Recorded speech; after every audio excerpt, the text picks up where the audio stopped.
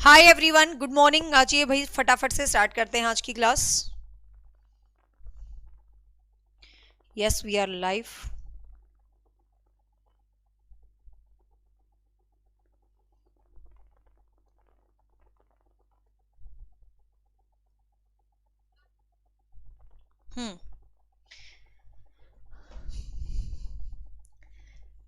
हम कर रहे हैं अपना chapter wise CDP practice series, जो कि आपके हर एक टीचिंग एग्जाम के लिए, चाहे वो एस्टेट का है, चाहे रीट है, चाहे रीट प्लस भी है, चाहे अपकमिंग केवीएस है, सबके लिए ये सीरीज आपको हेल्प करने वाली है। ठीक है, चाहे आगे सुपर टेट आए, जो मर्जी आए, कोई दिक्कत नहीं है, सब में काम आएगी। ठीक है, चलो। तो आज हम जो क्वेश्चंस करेंगे इंटेलिजेंस के करेंगे। इससे पहले भी मैं इंटेलिजेंस के आपको नियर अबाउट 50 क्वेश्चंस करवा चुकी हूं, जो मेरी खुद की किताब वाले हैं। आज हमने कुछ एक्स्ट्रा क्वेश्चंस लिए हैं जो मेरी बुक में नहीं है। ठीक है, तो ये वीडियो सेव हो जाती है स्टेट 2024 फोल्डर में, as well as CDP chapter wise series के अंदर। क्लास शुरू करने से पहले एक बात कहना चाहूंगी, लैंग्वेज को लेके कोई भी बच्चा फालतू के कमेंट या हल्ला ना मचाए। क्वेश्चन ऐसे होना चाहिए, वैसे होना चाहिए, हिंदी में होना चाहिए, इंग्लिश में होना चाहिए। बस ये सोचो मैं तुम्हारे लिए एफर्ट कर रही हूँ और तुम उसको समझो। हिंदी में लिखा होता है तो मैं उसको इंग्लिश में एक्सप्लेन कर देती हूँ, कोई बड़ा मुद्दा नहीं है। लैंग्वेज बैरियर नहीं होती, बस उसको जबरदस्ती बनाया जाता है, वो बात अलग है। इंग्लिश में क्वेश्चन लिखा है, कोई लेना देना नहीं है, मैं इसके एक एक शब्द को हिंदी में बोलूंगी। तो समझदार समझ जाते हैं और ना समझ सिर्फ कमेंट करते हैं, हिंदी में हो इंग्लिश में हो, हिंदी में हो इंग्लिश में हो। चुपचाप पढ़ो। अब क्वेश्चन नंबर 1 है, who is considered the pioneer intelligence testing. ये पूछ रहा है कि इंटेलिजेंस बुद्धि के टेस्ट का प्रमुख कौन है। तो मतलब मुझे नहीं लगता कि तुम टीचर बनने जा रहे हो, तुम्हें इस भाषा से कोई फर्क पड़ेगा।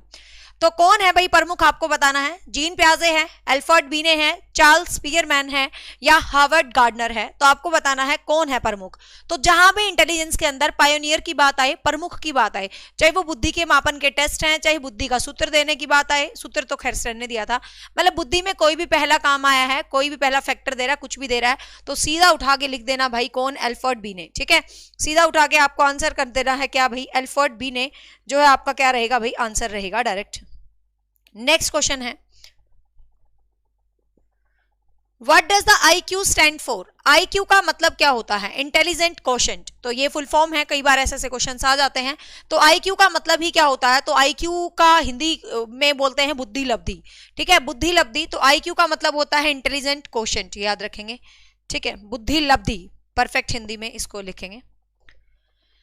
नेक्स्ट है, who propose the theory of the multiple intelligence. Multiple intelligence को हमें थोड़ा सा विशेष रूप से इसके क्वेश्चंस पढ़ने हैं, क्योंकि अपने सिलेबस में डायरेक्टली लिखा हुआ है। तो मल्टीपल इंटेलिजेंस बहुबुद्धि सिद्धांत की बात करें तो किसके द्वारा दिया गया था, तो बहुबुद्धि सिद्धांत दिया गया था हार्वर्ड गार्डनर के द्वारा, रॉबर्ट स्टर्नबर्ग के द्वारा, अल्फ्रेड बियानी के द्वारा, या जीन प्याजे के द्वारा। तो बहुबुद्धि सिद्धांत दिया गया था हार्वर्ड गार्डनर के द्वारा। रॉबर्ट स्टर्नबर्ग की बात करें तो इसने त्रितंत्र सिद्धांत जो है दिया था। अल्फ्रेड बीने की बात करें तो इसने यूनिफैक्टर थ्योरी, एक खंड सिद्धांत या एक कारक सिद्धांत दिया था। और जीन प्याजे की बात करें तो तुम्हें बताने की जरूरत नहीं है, क्योंकि हम और तुम पढ़ के बोर हो चुके हैं जीन प्याजे को। तो आंसर रहेगा यहाँ पर 1। मेरा मतलब क्या है, जीन प्याजे, वाइगोत्स्की, कोहलबर्ग। तो ऐसे रट लेना जैसे कि, मतलब अब मैं क्या बोलूं, इन 3 चैप्टर को तो तुम ऐसे घोट घाट के ऐसे पी के निकल जाना, पेपर में क्वेश्चन जरूर मिलेगा, पता ही होगा। नेक्स्ट है, the formula of IQ in the Stanford बीने टेस्ट। स्टैनफोर्ड बीने के स्केल में जो IQ का फॉर्मूला होता है वो क्या होता है, मेंटल एज गुणा 100 होता है, मेंटल एज बटे क्रॉनिकल एज गुणा में 100 होता है, क्रॉनिकल एज गुणा मेंटल एज, इसको हम बोलते हैं हिंदी में वास्तविक आयु। ठीक है, तो वास्तविक आयु बटे मानसिक आयु, या क्या होता है, तो इसका जो फॉर्मूला होता है ये क्या होता है, मानसिक आयु बटे वास्तविक आयु गुणा में 100। ठीक है, मानसिक आयु बटे वास्तविक आयु गुणा में 100 होता है, आपको पता है। तो यहाँ पर ये मतलब आंसर रहेगा ये। ज्यादा डीप में जाएं तो जब स्टर्न ने फॉर्मूला दिया था तो उसने सिर्फ इतना लिखा था कि मेंटल एज और क्रॉनिकल एज, इतना ही लिखा था। इसमें जो मल्टीपल 100 का काम किया था ना, वो टर्मन ने किया था। बट इतना डीप आपके एग्जाम में कभी पूछते ही नहीं है, सिंपल पूछते हैं कि फॉर्मूला किसने दिया, तो सिंपल हम कह देते हैं कि भाई स्टर्न ने दिया था, सिंपल सी बात है। ठीक है, नेक्स्ट है, which theory suggest 3 aspect of intelligence. बुद्धि के 3 एस्पेक्ट्स, मतलब बुद्धि के 3 पहलू हैं।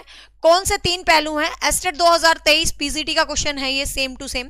ठीक है, बुद्धि के 3 पहलू हैं। कौन से 3 पहलू हैं भाई, एनालिटिकल मतलब विश्लेषणात्मक, और सृजनात्मक और व्यवहारिक। तो बुद्धि का कौन सा सिद्धांत है ये? अब भी हाल फिलहाल तुम्हें प्रीवियस पेपर करवाए थे, पहला ही क्वेश्चन था पीजीटी 2023 में। क्वेश्चन ये था बुद्धि के इस सिद्धांत के अंदर कौन सा फैक्टर नहीं होता है। क्वेश्चन ऐसे करके डाला हुआ था, है ना। क्वेश्चन की लैंग्वेज यहां पर बदल दी। तो ये 3 फैक्टर कौन से? विश्लेषणात्मक, सृजनात्मक और व्यवहारात्मक। तो ये 3 फैक्टर किसके अंदर थे आपको बताने हैं। तो ये किसके अंदर थे भाई? आपको पता होगा स्टर्नबर्ग के त्रितंत्र सिद्धांत के अंदर। तो ट्राइक थ्योरी, हिंदी में हम इसको बोलेंगे त्रितंत्र। तभी मैं कहती हूं भाषा बैरियर नहीं है, बस ना पढ़ने वाले बच्चे जबरदस्ती बनाते हैं, ठीक है। क्योंकि मुझे लगता है मेरा उच्चारण बहुत ही शुद्ध है और हिंदी भाषा में तो खासकर सब समझ जाते हैं। तो इसलिए इंग्लिश में क्वेश्चन लिख के लाई हूं, क्योंकि अब मैं खुद से क्वेश्चन क्रिएट करती हूँ गूगल की सहायता से, चैट जीटीपी की सहायता से। तो फिर उसमें यूं नहीं होता कि मैं 2 भाषाओं में सेम क्वेश्चन लेके आऊं। इतनी पीपीटियां नहीं बनाई जाती मुझसे, बस मैं समझा देती हूँ संपूर्ण। हाँ, हिंदी वालों को कभी प्रॉब्लम नहीं हो सकती क्योंकि मैं बोलती हूँ। इंग्लिश वालों को चलो फिर भी लैंग्वेज का हो जाता है। तो त्रितंत्र सिद्धांत, ठीक है। तो किसके द्वारा दिया गया था भाई? ये स्टर्नबर्ग के द्वारा दिया गया था, जिसमें उसने कहा था विश्लेषणात्मक, सृजनात्मक और व्यवहारजन्य।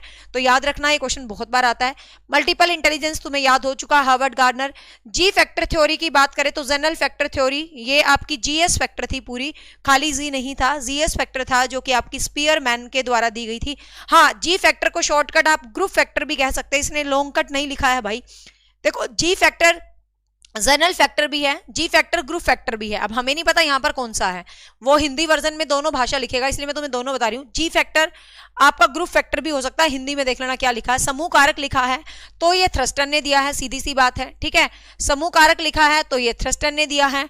और यदि जी फैक्टर लिखा है, मतलब फैक्टर के अंदर जनरल एंड स्पेसिफिक फैक्टर्स पूछा है, तो सिंपल सी बात है फिर ये किसने दिया है भाई?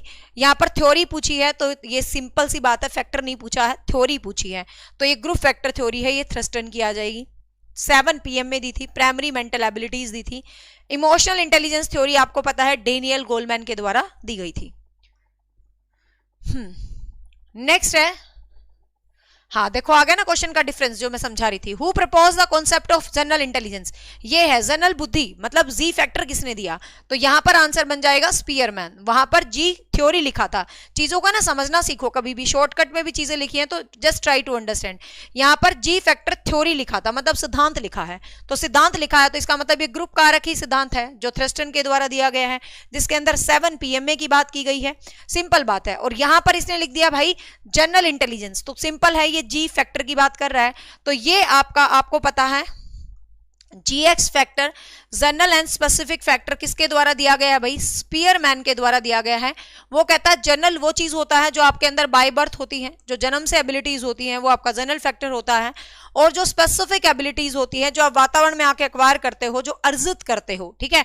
स्पीयरमैन ने जो परफेक्ट वर्ड दिया था, आपको ध्यान रखना, अर्जित करना। एक बार यही क्वेश्चन आया था एग्जाम में कि स्पीयरमैन के हिसाब से जो स्पेसिफिक फैक्टर है, स्पीयरमैन के हिसाब से जो स्पेसिफिक फैक्टर है वो वातावरण का होता है या अर्जित किया जाता है। अब बहुत सारे बच्चे ज्ञान लगाएंगे, यार अर्जित भी तो हम वातावरण से ही करते हैं, लेकिन स्पीयरमैन नहीं कहता भाई, वो कहता तुम कहीं से भी अर्जित कर सकते हो। तो स्पीयरमैन की डेफिनेशन के अंदर हम सिंपल लिखेंगे क्या भाई? वो अर्जित किया जाता है, ठीक है। तो याद रखेंगे दोनों का ये। क्लियर? और हाँ, 3 बजे मैथ्स की क्लास होती है, मैं तुम्हारे लिए क्लास लगवाती हूँ, तुम लाइव भी आते ही नहीं, फिर मैं दूसरे टीचर्स की क्यों ही क्लास लगवाऊंगी? 3 बजे डेली रवि सर इतने अच्छे से मैथ्स की प्रैक्टिस करवा रहे हैं और वो तुम आते ही नहीं लाइव। आया करो 3 बजे लाइव, मैथ्स तुम्हें आगे सीईटी में भी तो काम आएगा, सर जो पढ़ा रहे हैं। तुम लाइव भी आते ही नहीं, टीचर फिर बेचारा क्यों मेहनत करेगा, फिर सर 2-4 दिन क्लास लेके कहेंगे मैडम बच्चे तो आते नहीं, छोड़ो ना। तो ऐसे मत करा करो, लाइव आया करो 3 बजे सर की क्लास में भी। हाँ, नेक्स्ट है which theory says that 3 aspect of intelligence, ये क्वेश्चन आ चुका है सेम। नेक्स्ट है which psychologist introduce the concept of emotional intelligence, संवेगात्मक बुद्धि का कॉन्सेप्ट जिसको हम EQ बोलते हैं। तो ये कॉन्सेप्ट किसके द्वारा दिया गया था?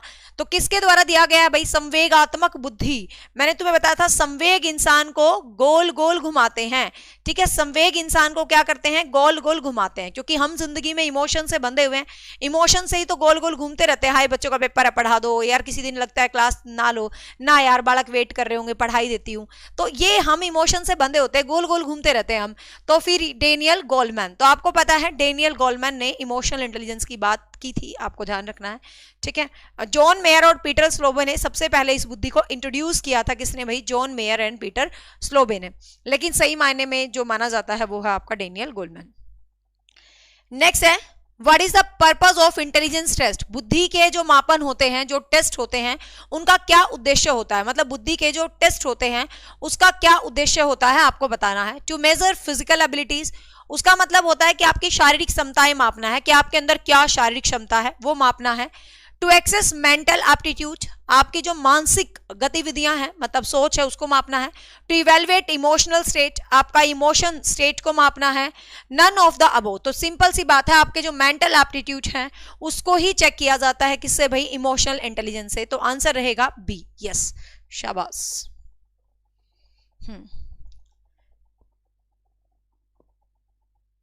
नेक्स्ट है which intelligence test is most widely use for the adults. कौन सा टेस्ट किशोरों को के लिए यूज किया जाता है? किशोरों के लिए कौन सा टेस्ट यूज किया जाता है? तो स्टैनफोर्ड बीने इंटेलिजेंस टेस्ट, आगे ऑप्शन में ही लिखा है, मतलब तुम्हें ज्यादा सर्च करने की जरूरत नहीं है। वैशलर अडल्ट इंटेलिजेंस स्केल, तो VAIS, ठीक है, वैशलर अडल्ट इंटेलिजेंस स्केल। जब इसकी शक्ल में ही लिखा है कि अडल्ट के लिए इंटेलिजेंस स्केल है तो आगे सोचने की आवश्यकता ही नहीं होनी चाहिए। तो आंसर रहेगा यहां पर बी। रेवन का प्रोग्रेसिव मैट्रिसेस आपका इंटेलिजेंस मापने का नॉन वर्बल टेस्ट है। नेक्स्ट है which type of intelligence increase with age. कौन सा जो बुद्धि है जो उम्र के साथ साथ आपकी बढ़ती रहती है, तो वो बुद्धि आपकी कौन सी है? जो फ्लूइड इंटेलिजेंस होती है ये तो आपके इमोशंस को ही से ही रिलेट होती है थोड़ी सी। कहते हैं ना तरल एवं ठोस बुद्धि का सिद्धांत, जो आपकी हेरिडिटिकल इमोशंस होते हैं मतलब उनसे ही रिलेटेड होती है। इमोशनल इंटेलिजेंस क्या होती है भाई? भावनाएं। अब भावनाएं टाइम के साथ इंक्रीज विद द एज के साथ इंक्रीज भी होती है, डिक्रीज भी हो जाती है कई की भावनाएं। क्रिस्टलाइज इंटेलिजेंस, ये क्रिस्टलाइज इंटेलिजेंस कौन सी होती है भाई? इसको हम बोलते हैं तरल एवं ठोस, ठीक है, तरल बुद्धि। मतलब ये बुद्धि कैसी होती है? जो वातावरण के साथ साथ टाइम के साथ साथ आपकी बढ़ती रहती है। तो आंसर क्या रहेगा भाई? सी रहेगा, कि जैसे जैसे एनवायरनमेंट होता है, जैसे जैसे माहौल में हम रहते हैं उसी के अकॉर्डिंग हम अपनी इंटेलिजेंस को इंक्रीज करते रहते हैं, ठीक है। ठोस एवं तरल बुद्धि वाला टाइप है ये। तो आंसर रहेगा यहां पर सी। नेक्स्ट है the ability to adapt the new situation and solve novel problem reflect. ये कह रहा है कि ability to adapt a new situation, आप किसी नई सिचुएशन के अंदर आ गए हो, ठीक है, और कई नई प्रॉब्लम को सोल्व करना चाहते हो। मतलब आप किसी नई सिचुएशन में आ गए हो और किसी नई प्रॉब्लम को आप क्या करना चाहते हो भाई? सोल्व करना चाहते हो। तो ये किस प्रकार की इंटेलिजेंस है? तो जहां पर भी आपको पता है जो शब्द आ जाता है, कौन सा भाई? आपका शब्द आ जाता है नोवेल। नोवेल मतलब try to create something new, ठीक है। नोवेल का मतलब होता है जहां पर आप कुछ नया क्रिएट करने जा रहे हो, और जब भी कुछ नया क्रिएट करने जा रहे हो तो वो कौन सी इंटेलिजेंस के अंदर आ जाता है भाई? Creative intelligence. अब ये चीजें कॉमन सेंस की होती है, क्योंकि आपको पता है एनालिटिकल का मतलब विश्लेषण होता है। विश्लेषण का मतलब क्या होता है? जिसके अंदर आप किसी भी चीज को विश्लेषित करते हो कि ये चीज ऐसी है ऐसी नहीं है, तर्क वितर्क के साथ। इमोशन आपको पता है क्रिस्टलाइज होती है एनवायरमेंट के साथ, जो आपकी बुद्धि इधर उधर होती रहती है, बढ़ती घटती रहती है, और नोवेल सिचुएशन में रिफ्लेक्ट कर रहे हो तो डेफिनेटली आप क्रिएटिव हैं। तो आंसर रहेगा बी। नेक्स्ट है which of the following is not one Gardner multiple intelligence. Gardner की बहुबुद्धि सिद्धांत में से इसमें से कौन सी बुद्धि नहीं है? लिंग्विस्टिक, तो भाषाई बुद्धि तो गार्डनर ने दी है भाई। जो भाषाई होते हैं, जो भाषा वाले पर्सन होते हैं, तो भाषाई बुद्धि दी है। लॉजिकल मैथमेटिकल जो पर्सन होते हैं, जैसे कि आपके अकाउंटेंट हो गए, आपके फिजिशियन हो गए, आपके मैथमेटिकल पर्सन हो गए, तो ये बुद्धि भी इसने दी है। इंटरपर्सनल और इंट्रापर्सनल भी दी इसने। आपको पता हार्वर्ड गार्डनर ने द माइंड ऑफ फ्रेम्स, जो उसकी बुक थी द माइंड ऑफ फ्रेम, उसके अंदर अपनी सबसे पहले 7 प्रकार की बुद्धियों का जिक्र किया था। फिर 1998 में उसने अपनी 8वीं प्रकार नेचुरलिस्टिक इंटेलिजेंस को ऐड किया था, और 2000 में उसने एग्जिस्टेंशियल इंटेलिजेंस को ऐड किया था, जो कि 9वीं टाइप थी। लेकिन एनसीईआरटी आज भी 8 ही टाइप बोलती है। तो हार्वर्ड गार्डनर के हिसाब से आपसे पेपर में पूछे तो आप 8 ही लगाएंगे। ये बात अलग है कि मैंने आपको 9 पढ़ाई हैं, वो एक अलग कॉन्सेप्ट है। लेकिन NCERT 11th class chapter number 4 में हार्वर्ड गार्डनर की बुद्धि के प्रकार 8 ही हैं। तो पेपर वाला 8 ऑप्शन देता है, तो आप 8 ही करके आएंगे, नहीं तो 9 जिंदाबाद। और ये पूछे मूल रूप से कितनी थी, प्रारंभ में कितनी थी, तो 7 थी। सबको याद होगी हार्वर्ड गार्डनर की बुद्धि, तो मतलब रट रखी होगी। जरूर आएगा पेपर में क्वेश्चन हार्वर्ड गार्डनर की बुद्धि से, मैं तुम्हें पहले ही बोल रही हूँ, ठीक है। क्वेश्चन जरूर आता है, सिंपल सा है, आपकी जो बुद्धियां हैं, आपकी लिंग्विस्टिक इंटेलिजेंस है, आपकी बॉडी काइनेस्टिक है, आपकी स्पेशल इंटेलिजेंस है, इंटरपर्सनल, इंट्रापर्सनल, ठीक है, बहुत बार मैंने समझाई हुई है। इंटर शब्द दूसरों से रिलेट होगा, इंट्रा शब्द खुद से रिलेट होगा, ठीक है। काइनेस्टिक जो आपकी बॉडी लैंग्वेज, जो आपकी बॉडी बैलेंस से संबंधित होगी। स्पेशल जो आपकी दिशाओं के ज्ञान से संबंधित होती है, या जिसके अंदर किसी भी तरीके का कुछ फिक्स पॉइंट के ऊपर होती है, उस तरीके की बुद्धि। तो एथलीट जो होता है वो बॉडी काइनेस्टिक इंटेलिजेंस के अंदर आ सकता है, लेकिन ये बुद्धि का कोई टाइप नहीं होता है। तो आंसर रहेगा सी, नॉर्मली 7 या मूल रूप से 7 कह सकते हो। नेक्स्ट है, a person skilled at recognize pattern in nature में हैव स्ट्रॉन्ग। एक बंदा होता है, मतलब जो नेचर में, नेचर का मतलब क्या है भाई, नेचर, प्रकृति, जो प्रकृति में बहुत ज्यादा स्ट्रॉन्ग प्रकृति की चीजों को समझता है, तो वो इस हार्वर्ड गार्डनर के हिसाब से कौन सी बुद्धि के अंदर आता है? जो नेचर को समझता है वो हार्वर्ड गार्डनर के हिसाब से किस बुद्धि में आएगा भाई? नेचुरलिस्टिक इंटेलिजेंस के अंदर आ जाएगा, ठीक है।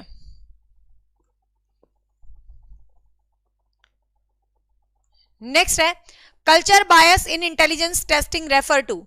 इंटेलिजेंस टेस्टिंग के अंदर आपको सांस्कृतिक रूप से कोई भी बायस होते हैं, मतलब जो इंटेलिजेंस टेस्टिंग होती है उसमें आपको सांस्कृतिक रूप से किसी भी तरीके से कोई भी बायस है, कोई भी प्रॉब्लम है, मतलब कल्चर के रूप से,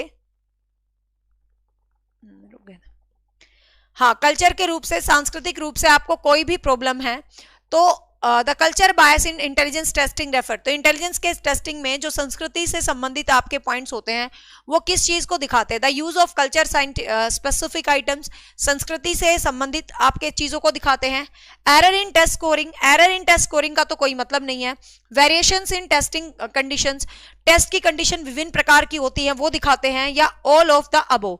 देखो कल्चर बायस है तो कल्चर से संबंधित टेस्ट है, संस्कृति से संबंधित टेस्ट है, तो संस्कृति से संबंधित टेस्ट जो यूज किया जाता है बुद्धि में, वो ना तो डाइवर्सेशन को देखता, ना ही स्कोर एरर को करता है, वो सिर्फ क्या देखता है कि कल्चर कैसा है, मतलब किस प्रकार से बच्चा अपने सांस्कृतिक तरीके से बढ़ रहा है। तो आंसर सिर्फ ए ही रहेगा, डी नहीं रहेगा। डी क्यों नहीं रहेगा? क्योंकि एरर इन टेस्ट स्कोरिंग ऐसा कोई भी सीन कल्चर टेस्ट के अंदर नहीं होता है, तो ए ही रहेगा आंसर। नेक्स्ट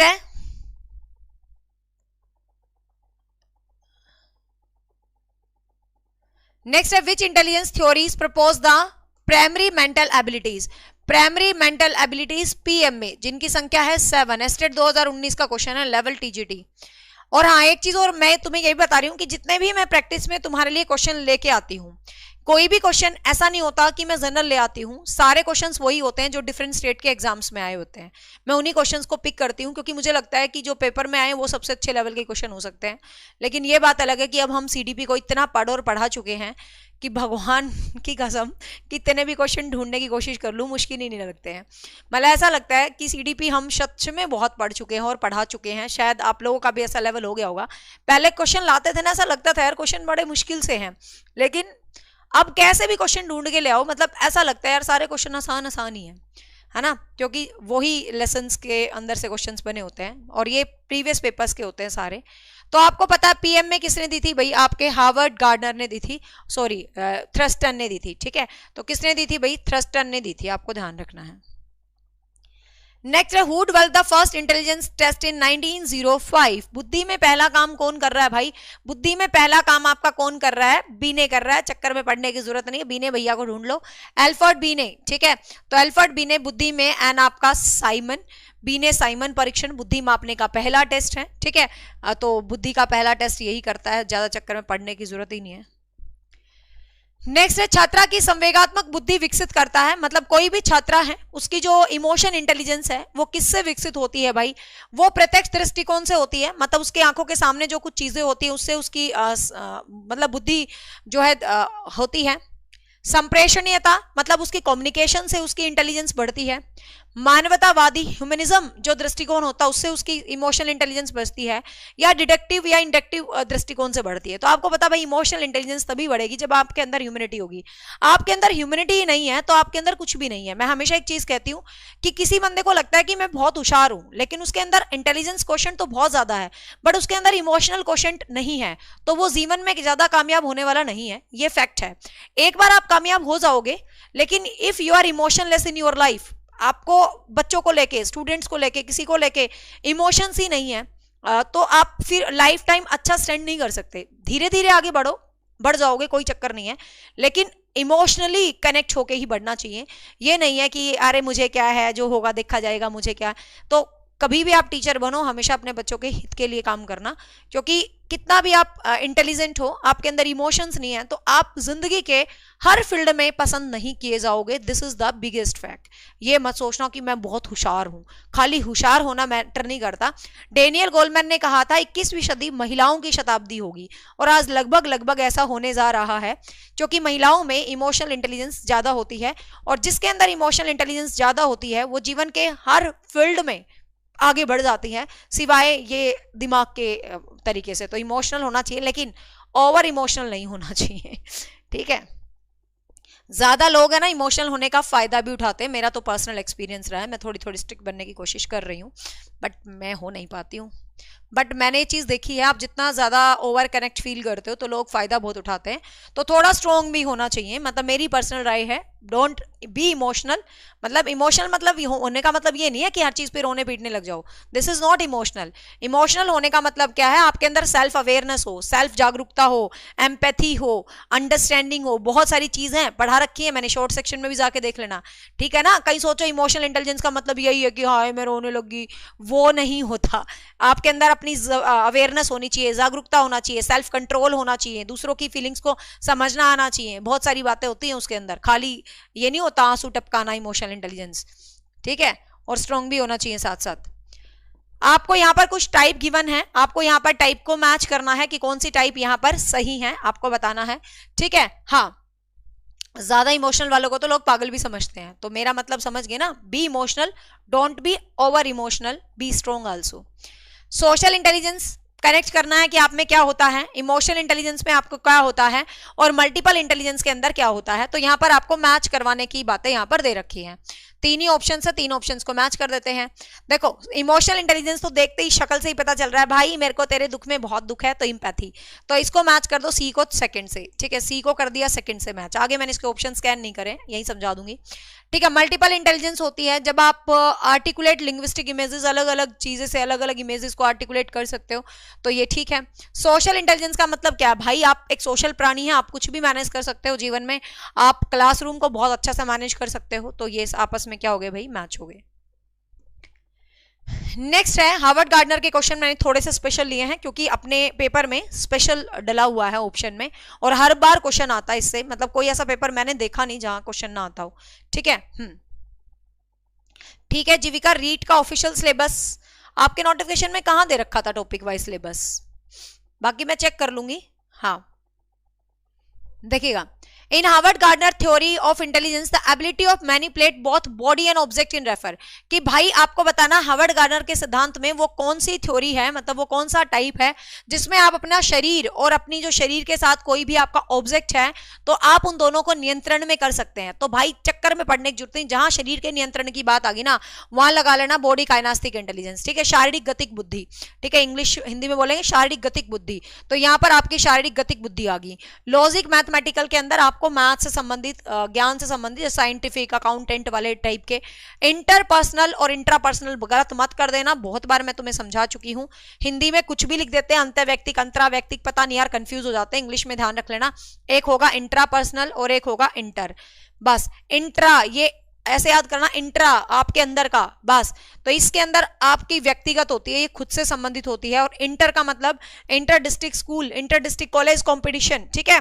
ऐसे नहीं बोलते हम इंटर डिस्ट्रिक्ट कॉलेज कंपटीशन में गया भाई मैं, तो यहां पर हम इंटर डिस्ट्रिक्ट कॉलेज कंपटीशन से मुझे एक कॉलेज कंपटीशन याद आ जाता है कि मैं दादरी कॉलेज में पढ़ती थी जैसे, तो हमारे कॉलेज का एक कंपटीशन था इंग्लिश का, एमए इंग्लिश वालों का क्विज कंपटीशन, तो इंटर डिस्ट्रिक्ट था, मतलब दादरी जैसे भिवानी डिस्ट्रिक्ट में पढ़ता था उस टाइम, झज्जर डिस्ट्रिक्ट के कॉलेज में था, दुबलधन के गवर्नमेंट कॉलेज में, तो वहां पर टीचर और बच्चे ये करें, कहाँ है ये दुबलधन कहाँ है ये गवर्नमेंट कॉलेज, पता नहीं कहाँ पर जाना पड़ेगा हमें। मैंने कहा रुको रुको रुको, शांति लो, तुम्हें मैं लेके भी चलूंगी और तुम्हें खाना भी खिला खिलाऊंगी मैंने कहा ये मेरे गांव का कॉलेज है जिसकी पहली स्टूडेंट मेरी मम्मी होती थी फीमेल, चलो मैं लेके चलती हूँ तुम्हें।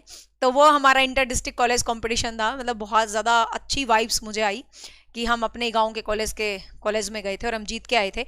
वैसे तो हम फर्स्ट आए थे वहां पर, बट हमें ना, वैसे तो हम सेकंड आए थे, लाइक फर्स्ट उसी कॉलेज के स्टूडेंट आए थे, लेकिन जो ऑल ओवर ट्रॉफी थी वो हमें ही मिली थी, क्योंकि ऐसा कुछ रूल होता है कि कॉलेज वालों को नहीं मिलती। तो बड़ा अच्छा लगा था अपने ही गांव जाके इंटर डिस्ट्रिक्ट कॉलेज कंपटीशन में। मतलब मैं वैसे बता रही हूँ, हमारी टीचर ऐसे रिएक्ट कर रही कि भाई दुबल दिन पता नहीं कहाँ जाना हमें। मैंने कहा मैडम रुको, मैं लेके चलूंगी तुम्हें कॉलेज तक। ठीक है, तो यहाँ पर तुम्हें क्या है याद रखना है, तो ये और विजुअल स्पेशल, जैसे कि आपको स्थानों की जानकारी है, आपको डायरेक्शंस की जानकारी है, आप कोई पेंटिंग कर रहे हो उसके अंदर कलर भर रहे हो, तो बहुत अच्छी सी आपको सारी जानकारियां हैं, तो वो आपको ध्यान रखना है। तो इस क्वेश्चन का आंसर तो 2 रहेगा, बाकी मैंने साथ आपको बता दिए हैं। नेक्स्ट है, ए child in the class show strong verbal skill but struggle with the logical reasoning. हाँ, ये कह रहा है, हाँ लोग तो ऐसा रिएक्ट कर रहे थे सही में जैसे लंदन जाना हो। सही कह रहे हो आप। चलो, a child in a class shows strong verbal skills but struggle with the logical reasoning according to Gardner theory the multiple intelligence child excel in. ये कह रहा है कि एक बच्चा है बेचारा, वो उसका जो वर्बल स्किल है ना, मतलब उसका जो बोलने वाला स्किल है भाई, वो तो बहुत बढ़िया है, मतलब वो बहुत अच्छा वक्ता है, उसके अंदर भाषा का जबरदस्त ज्ञान है विद लॉजिकल रीजनिंग, और उसके अंदर रीजनिंग पावर भी है, और बट स्ट्रगल, अच्छा लेकिन स्ट्रगल करता है लॉजिकल रीजनिंग। मतलब कह रहा है भाई उसके अंदर लॉजिकल रीजनिंग में नहीं है, उसको प्रॉब्लम है, लेकिन बोलने में वो बड़ा अच्छा वक्ता है। तो सीधी सी बात है, इस क्वेश्चन को ध्यान से समझो, वो बोलने में अच्छा है, वो भाषा में अच्छा है। सी ऑप्शन पे क्यों जा रहे हो? देखो वो स्ट्रगल कर रहा है, वो दुखी है, उसको नहीं पता लॉजिकल मैथमेटिकल रीजनिंग का, उसको तो बस अच्छा वक्ता है वो, उसके अंदर तो स्ट्रॉन्ग वर्बल स्किल है, बोलने के स्किल्स हैं। तो किसके अंदर जाएगा? वो लिंग्विस्टिक के अंदर आ जाएगा। तो आंसर 2 रहेगा इसका। नेक्स्ट है एमएफ हुसैन। एमएफ हुसैन एक बहुत ग्रेट पेंटर हैं। तो एमएफ हुसैन को पता है इंडियन आर्टिस्ट नो कैसे एग्जीक्यूट करना है, कहां पर बोल्ड वैरायटी डालनी है, कहां पर शॉर्ट डालना है, कहां पर मॉडिफाई करना है, कहां मुझे क्यूब लगाना है। तो इसका मतलब क्या है, उसको दिशाओं का, उसको डायरेक्शंस का बहुत अच्छे से पता है। और जब आपको दिशाओं का और डायरेक्शन का पता होता है तो कौन सी इंटेलिजेंस होती है भाई? वो आपकी स्थानिक बुद्धि होती है। ठीक है, जब आपको पता है किस स्थान पर आप क्या कर रहे हो, दैट इज स्पेशल इंटेलिजेंस। जैसे पायलट है, पायलट पे बहुत बच्चे कंफ्यूज होते हैं, ध्यान से समझ लीजिए। जो पायलट होता है उस पे बहुत बच्चे कंफ्यूज होते हैं भाई। स्पेशल इंटेलिजेंस को समझना है। स्पेशल इंटेलिजेंस होती है स्थानिक बुद्धि, इसमें आपको स्थानों की सही जानकारी है, आपको पता है मैप में कहाँ क्या क्या ड्रा करना है, ठीक है ना, आपको पेंटिंग में कहाँ क्या ड्रा करना, कहाँ क्यूब लगाने, आपको पूरी विजुअल, आप उसकी आकृतियों को देखकर चीजों को समझ जाते हो। तो ये जानकारी आपको यहाँ पर है। अब पायलट में बहुत बच्चे कंफ्यूज होते हैं। देखो पायलट है, बॉडी का यूज करता है, कहते हैं ना हाथ पैर की डायरेक्शन इधर उधर करनी तो प्लेन इधर की उधर ही चली जाएगी। लेकिन लेकिन लेकिन ध्यान से सुनिएगा, ये क्वेश्चन कई एग्जाम्स में आ चुका है। तो पायलट को हम इसी बुद्धि में प्रायोरिटी देते हैं स्पेशल के अंदर। क्यों? क्योंकि पायलट जो होता है वो डायरेक्शंस पर काम करता है, दिशाओं पर काम करता है। कई बार आसमान में इतना कोहरा होता है उसको कुछ दिखता नहीं है, बस वो डायरेक्शंस जैसे मूव करवाती है वैसे वो अपने जहाज को मूव करता रहता है। तो आपको प्रायोरिटी देनी है इस ऑप्शन को। लेकिन कई बार क्या होता है, ये ऑप्शन आपको पेपर में मिलेगा नहीं, तो वहां पर फिर पायलट में आप बॉडी काइनेस्टिक कराना, कंफ्यूज बिल्कुल मत होना, पायलट दोनों के अंदर आ जाता है। लेकिन प्रायोरिटी यदि ऑप्शन में स्पेशल है तो स्पेशल को देके आनी है, नहीं तो बॉडी काइनेस्टिक देके आनी है, सीधी बात है। हाँ, हमारा हैशटैग बच गया। कई बच्चे कमेंट सेक्शन में करते हैं थैंक यू सो मच कि मैम आपकी क्लास से ऐसा लगता है सीधी बात नो बकवास। तो मुझे लगता है ये भी अपना हैशटैग बनने वाला है, बहुत बच्चे कमेंट करते हैं ऐसे। चलो नेक्स्ट है Howard Gardner proposed at. Howard Gardner क्या कहता है भाई? इंटेलिजेंस एक प्रैक्टिकल गोल है, मतलब इंटेलिजेंस एक व्यवहारिक गोल है। इंटेलिजेंस कंप्राइज 7 इंटेलिजेंस इन ए हायरार्किकल ऑर्डर, कि वो 7 बुद्धियां हैं जो कि एक ऑर्डर में है। इंटेलिजेंस इज जेनरिक इंटेलिजेंस, क्या भाई वो एक जन्मजात कोई जी इंटेलिजेंस है। इंटेलिजेंस के अंदर several kind of human abilities, बहुत प्रकार की ह्यूमन एबिलिटीज होती हैं। तो intelligence is a practical goal of oriented. Goal oriented उसने नहीं कहा कि ये गोल ओरिएंटेड होती है, नहीं कहा, उसने नहीं कहा। Intelligence comprise the 7 abilities, hierarchy की बात उसने नहीं कही है कि भाई मेरा इसी सीक्वेंस में होना चाहिए, ठीक है। जेनरिक एबिलिटी की बात कही नहीं है। वो कहता है भाई अलग अलग बंदों में अलग अलग इंटेलिजेंस होती है, कोई म्यूजिक वाला है, कोई ये है, कोई इंटरपर्सनल है, कोई ये है। तो आंसर क्या रहेगा भाई? 4 रहेगा। 7 इंटेलिजेंस तक होता तो बात अलग थी, हायरार्की ऑर्डर उसने नहीं कहा। आप ऊपर नीचे कर सकते हो उसकी बुद्धियों को। इन Harvard gardener theory the multiple intelligence individual high on intelligence can engage the abstract reasoning, easily can manipulate symbols and solve the problem. ये कह रहा है एक बंदा है जिसके अंदर किसी भी तरीके से कोई भी बात है, कोई भी भावना है, उसको वो फटाफट मैनिपुलेट कर सकता है, रीजनिंग पावर लगा सकता है, सिंबल यूज कर सकता है। तो कौन सी इंटेलिजेंस होगी? तो कौन सी इंटेलिजेंस होगी भाई? Logical mathematical. तो कौन सी इंटेलिजेंस होगी? तो लॉजिकल मैथमेटिकल। आंसर रहेगा 3। नेक्स्ट है हार्वर्ड गार्डनर क्या कहता है? Critic the conventional thinking of intelligence as fixed trait, propose the 12 different type. 12 different type की बात इसने नहीं कही है, ऑप्शन बदल दिए, सेम क्वेश्चन है। Gave the theory of creativity की थ्योरी नहीं दी है। प्रपोज द यूनिटरी कंस्ट्रक्ट, उसने एकीकृत कंस्ट्रक्ट की बात नहीं कही है। वो कहता है कि भाई अलग अलग बंदे में अलग अलग थिंकिंग है, अलग अलग इंटेलिजेंस है, अलग अलग तरीके से उनके ट्रेट फिक्स होते हैं। तो मतलब ऑप्शंस बदल दिए हैं, क्वेश्चन सेम था। ठीक है, हाँ।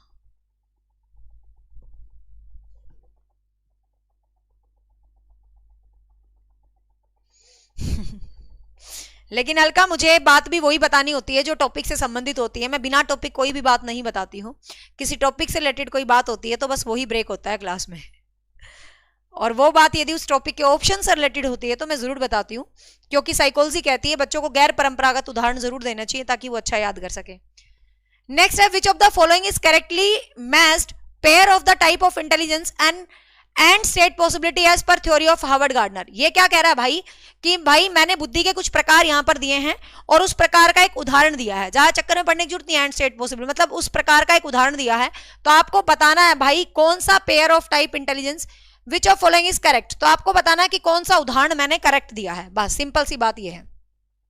तो भाई लॉजिकल इंटेलिजेंस अकाउंटेंट में होती है। स्थानिक बुद्धि आपके एथलीट में होती है, एथलीट में नहीं होती भाई, एथलीट में तो बॉडी काइनेस्टिक होती है।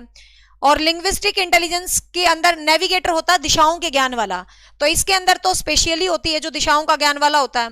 एथलीट के अंदर तो बॉडी काइनेस्टिक होती है, तो मतलब ये भी गलत, ये भी गलत। और इंटरपर्सनल डांसर के अंदर होती है, नहीं होती भाई, डांसर के अंदर भी बॉडी काइनेस्टिक होती है। तो कौन सा ऑप्शन सही है? 1 ऑप्शन जो है सही ऑप्शन है, यस। नेक्स्ट है निम्न में से भावात्मक बुद्धि का पहलू नहीं है। इमोशनल इंटेलिजेंस के अंदर क्या नहीं होता है आपको बताना है। अभिव्यक्ति, एक्सप्रेस करना, अपने विचारों को एक्सप्रेस करना होता है भाई। इवेल्युएशन करना, मूल्यांकन करना होता है। विनिमय का मतलब होता है अपने विचारों को इंटरचेंज करना होता है, लेकिन परिवर्तन नहीं होता है। ठीक है, परिवर्तन नहीं होता है, आंसर रहेगा 3। नेक्स्ट है which of the following is not an aspect of the emotional intelligence. बुद्धि का ये सेम क्वेश्चन है, इंग्लिश में है। नेक्स्ट है out of the following which is not the type of the non verbal intelligence. आपको बताना इनमें से कौन सा नॉन वर्बल क्रियात्मक इंटेलिजेंस का टाइप नहीं है। ठीक है, आपको पता है इंटेलिजेंस के टाइप मैंने बहुत अच्छे से पढ़ाए थे, यूट्यूब पर भी पढ़ाए थे मैंने इंटेलिजेंस के टाइप। जिसने नहीं देखे हैं देख लेना, मैंने बहुत अच्छे से तुम्हें वर्बल, नॉन वर्बल, सामूहिक और शाब्दिक, अशाब्दिक, व्यक्तिगत, मतलब बहुत अच्छे तरीके से याद करवाए थे। सिंपल लिखना intelligence test by Nisha ma'am. जिन्होंने नहीं देखी कृपा करके वीडियो जरूर देख लेना, वहां से 100%, 101% टेस्टेड में क्वेश्चन आएगा। जाओ बोल दिया।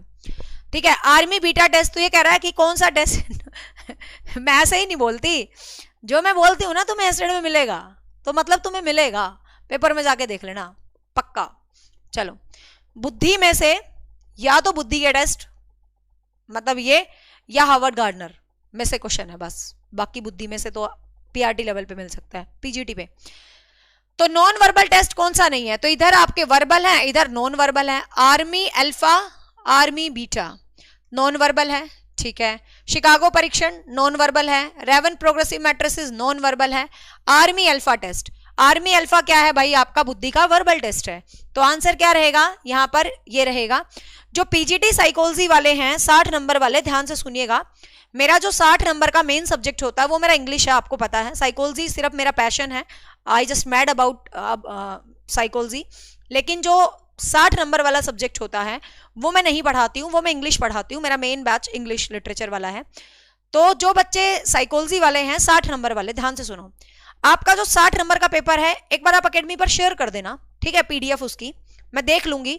लेकिन मैं इतना जरूर कहूंगी कि आपका जो 60 नंबर आता है, बच्चे मुझे बताते हैं बाद में, तो जो मैं 30 नंबर में मैं तुम्हें साइकोलॉजी पढ़ाती हूँ 30 नंबर वाली, तो 60 नंबर के पेपर में भी तुम्हें उस 30 नंबर वाली साइकोलॉजी से बहुत सारे क्वेश्चन मिलेंगे। तो आप ये लगा लो कि आपकी 50% तैयारी वो 30 नंबर वाली साइकोलॉजी से हो जाएगी। 50% आपको खुद करनी पड़ेगी। बाकी आप एक पेपर भेजना मुझे, पीजीटी साइकोलॉजी वाला देखेंगे। ठीक है, मैं वो 30 नंबर वाली करवाती हूँ, बट हाँ मैं 30 नंबर में जो पीजीटी लेवल पे करवाती हूँ वो बहुत डीप करवाती हूँ। और ये जो साइकोलॉजी है आपका जो सब्जेक्ट स्पेशल है उसके अंदर आपको बहुत सारे क्वेश्चन यहां से जरूर मिलेंगे, ठीक है ना, आप वो कर लेना अच्छे से। तो यहां पर आंसर रहेगा 2। नेक्स्ट है, it is important that the teacher doesn't segregate children into fixed group based upon the intelligence. ये कह रहा है कि भाई जो टीचर होता है उसको बुद्धि के आधार पे बच्चों के ग्रुप को डिवाइड नहीं करना चाहिए।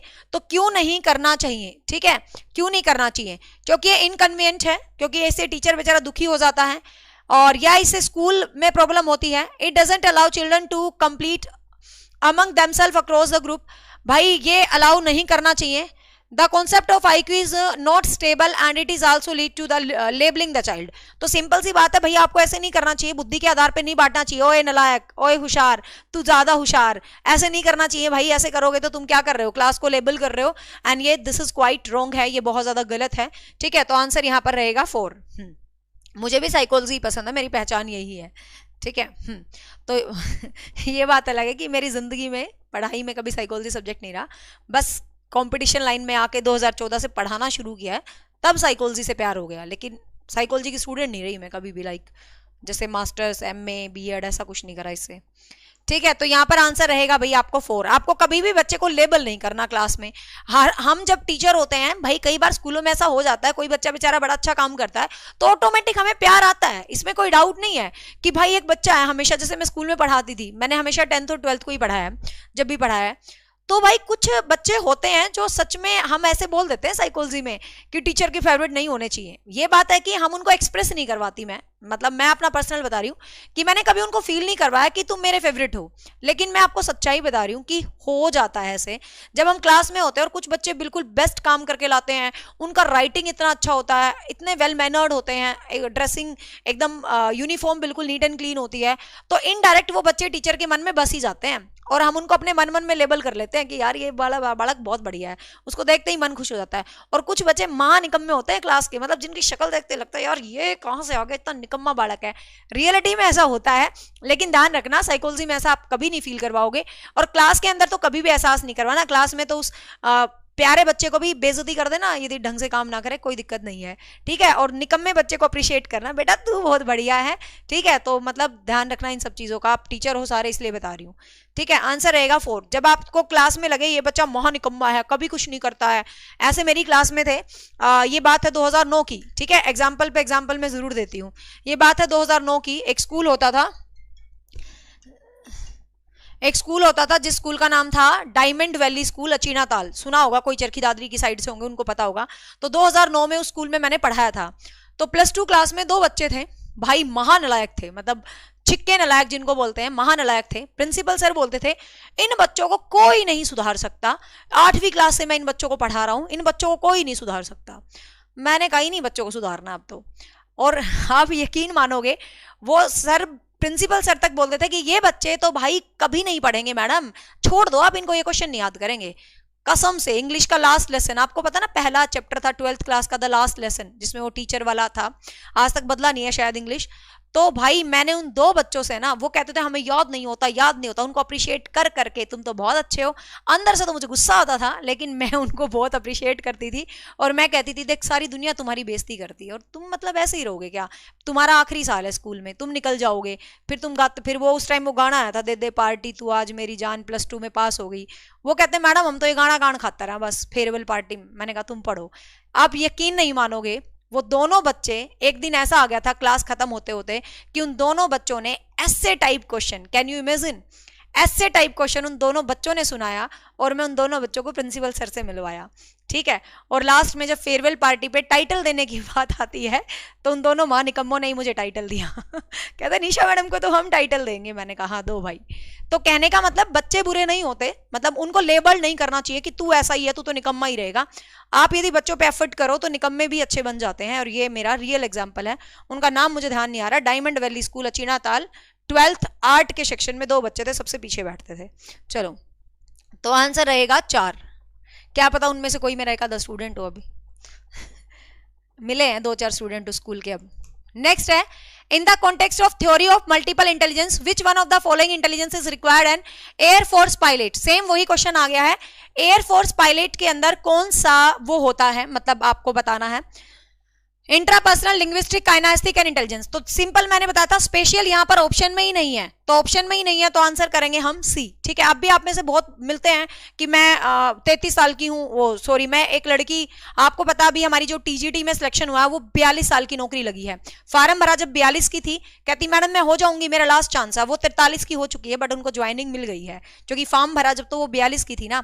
तो ऐसा कुछ नहीं है, आप मोटिवेट रहो और बिल्कुल आप कर सकते हो। आप जब तक पढ़ते रहो जब तक कामयाब ना हो, मतलब ये मत देखो कि यार मेरा सिलेक्शन रह गया, मेरा रह गया ना, आज नहीं तो कल, कल नहीं तो परसों आपका सिलेक्शन होएगा, क्यों नहीं होएगा। वो लड़की अपनी एग्जांपल है, कह तो रही थी मिलने आऊंगी, भेजूंगी उसको, वीडियो आई नहीं अब तक मिलने वैसे, ठीक है, पर उसका वीडियो भी आया था। वो 43 साल की उम्र में, मतलब उसने टीजीटी की जॉब ज्वाइन करी है इंग्लिश में। तो ऐसा कुछ नहीं है, पढ़ लेते हैं बच्चे, बस मेहनत करने वाले होने चाहिए। आंसर रहेगा सी। नेक्स्ट है स्टैनफोर्ड बीने टेस्ट मेजर। स्टैनफोर्ड बीने टेस्ट क्या मेजर करता है भाई? इंटेलिजेंस। नेक्स्ट है इंटेलिजेंस के अंदर क्या होता है? कैपेसिटी होती है किसी भी बंदे की जो उसको ओरिजिनल आंसर्स, प्रॉब्लम के आंसर करवाती है। The ability to produce a single response of specific question, भाई एक क्वेश्चन का रिस्पॉन्स करने की बुद्धि होती है। A set of capabilities that allow individual to learn, एक ऐसी क्षमता है जो आपको सीखना सिखाती है। एक परमानेंट चेंज है आपके व्यवहार में। तो आपको पता बुद्धि एक ऐसी क्षमता है जो आपको सिखाती है और आपको सीखना चाहिए। आंसर रहेगा 3। A child has the ability to understand the intentions and desire to other. The child has, एक बच्चा ऐसा है जिसके अंदर दूसरों की भावनाओं को समझने की वो है, मतलब एक बच्चा ऐसा है जो दूसरों की भावनाओं को समझ लेता है। तो वो बच्चा कैसा है? दूसरों की भावनाओं को समझ रहा है। तो दूसरों की भावनाओं को समझ रहा है तो वो कौन सा है भाई? इंटर तो वो कौन सा है भाई? इंटरपर्सनल। ठीक है, तो वो कौन सा है? इंटरपर्सनल इंटेलिजेंस के अंदर वो आता है, आपको ध्यान रखना है। कितने क्वेश्चन ले आई मैं आज? चलो बहुत हो गए। The concept of intelligence quotient, ये आईक्यू का जो है किसके द्वारा डेवलप किया गया है? तो ये किसके द्वारा दिया गया है भाई? स्टर्न के द्वारा दिया गया है। ठीक है, तो ये थे बुद्धि के कुछ नए क्वेश्चंस। इससे पहले सीडीपी चैप्टर वाइज सीरीज में कृपा करके चेक कर ले, बुद्धि के जो मेरी बुक के क्वेश्चंस हैं वो मैं ऑलरेडी पढ़ा चुकी हूँ, क्योंकि मुझे अच्छा नहीं लगता मैं सेम ही क्वेश्चंस को दोबारा, बल्कि वो पीपीटी इतनी सुंदर बनी पड़ी है, बल्कि बहुत सुंदर बनी पड़ी है वो पीपीटी, है ना, बट फिर भी मैंने वो निकाली नहीं, क्योंकि फिर ऐसे ये हो जाता कि ये क्वेश्चन मैं आपको पढ़ा चुकी हूँ। क्लियर? क्विक एक्सेस, ये देखो इतनी सुंदर पीपीटी बनी पड़ी है, मुझे दोबारा बनाने की जरूरत भी नहीं पड़ती, ये देखो, है ना। बट ये क्वेश्चन मैं ऑलरेडी तुम्हें करवा चुकी हूँ मेरी बुक के तो सारे, तो ये बुद्धि के सारे क्वेश्चन मैं तुम्हें करवा चुकी हूँ। देखो कितने सुंदर लग रहे हैं ना, कितना मजा आता है इनको पढ़ाने में। बट ये सारे मैं पढ़ा चुकी हूँ, तो पुरानी वाली वीडियो भी साथ में देख लिया करो। उससे क्या होगा कि भाई उस एक चैप्टर का काम बिल्कुल 100% कंप्लीट हो जाएगा। वैसे तो इसी में हो गया। नेक्स्ट टॉपिक कौन सा होगा मैम? आप बता दो, जो तुम बोलोगे वही, जल्दी बताओ। कल का टॉपिक फटाफट बता के चले जाओ, फिर मैं उसको अनाउंस कर देती हूँ। हाँ, एडवांस में अनाउंस करने से तुम्हें फायदा हो रहा है ना, क्योंकि तुम उस चैप्टर को रिवाइज कराते हो अच्छे से। देखो इससे पहले हमने कौन से कर लिए? हमने चाइल्ड डेवलपमेंट नहीं करा ना। सबसे पहले हमने जीन पियाजे कोहलबर्ग के क्वेश्चन किए थे, उसके बाद हमने जेंडर बाय सोशलाइजेशन इनके क्वेश्चन करे थे, फिर हमने किया है मोटिवेशन के, बुद्धि के, और बीच में कौन सा क्वेश्चन करा था? बीच में भी करा था एक। ठीक है, आई थिंक हमने चाइल्ड डेवलपमेंट नहीं लिया है, तो कल लेते हैं चाइल्ड डेवलपमेंट लेते हैं, या फिर हम लेंगे ये मेमोरी, क्रिएटिविटी, इस तरीके, लर्निंग। हाँ, लर्निंग तो हमने कर लिया, तो मेमोरी या क्रिएटिविटी या चाइल्ड डेवलपमेंट, इनके मिक्स मैच से लेती हूँ कल क्वेश्चन। ठीक है, चलो बाय बाय। कल की क्लास के क्वेश्चन रहेंगे चाइल्ड डेवलपमेंट, पर्सनैलिटी के भी ले लेंगे, पर्सनैलिटी में तो बहुत क्वेश्चन है।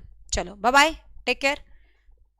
तरल एवं ठोस बुद्धि को एक्सप्लेन कर दूं। फ्लूसिड एंड क्रिस्टल इंटेलिजेंस क्या होती है? ये आपकी आरबी कैटल के द्वारा दी गई है, तरल एवं ठोस बुद्धि। ठीक है, fluid and crystal intelligence. R B Cattell क्या कहते हैं कि ठोस बुद्धि वो होती है जो आपके अंदर होती है पहले से ही। ठीक है, तरल एवं ठोस, सॉरी, तरल बुद्धि वो होती है जो आपके अंदर पहले से ही होती है, एंड ठोस बुद्धि किस प्रकार की बुद्धि होती है? जो कि आप, एक मिनट, तरल एवं ठोस बुद्धि का सिद्धांत। ठोस बुद्धि वो होती है जो आपके अंदर पहले से ही होती है, और तरल बुद्धि ठोस एवं तरल होती है, तरल एवं ठोस होती है। How can I forget? Crystal, जिसको इंग्लिश में बोलते हैं क्रिस्टलाइज्ड, तरल होती है, ठीक है। तो वो होती है जो एनवायरमेंट से संबंधित होती है। ठोस बुद्धि होती है जो आपके अंदर परमानेंट होती है।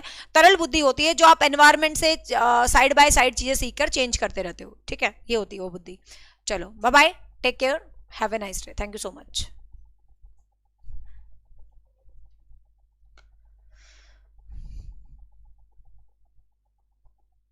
सुप्तावस्था होती है सिगमंड फ्रायड की स्टेज होती है चौथी, उसके अंदर उसको बोला गया सुप्तावस्था।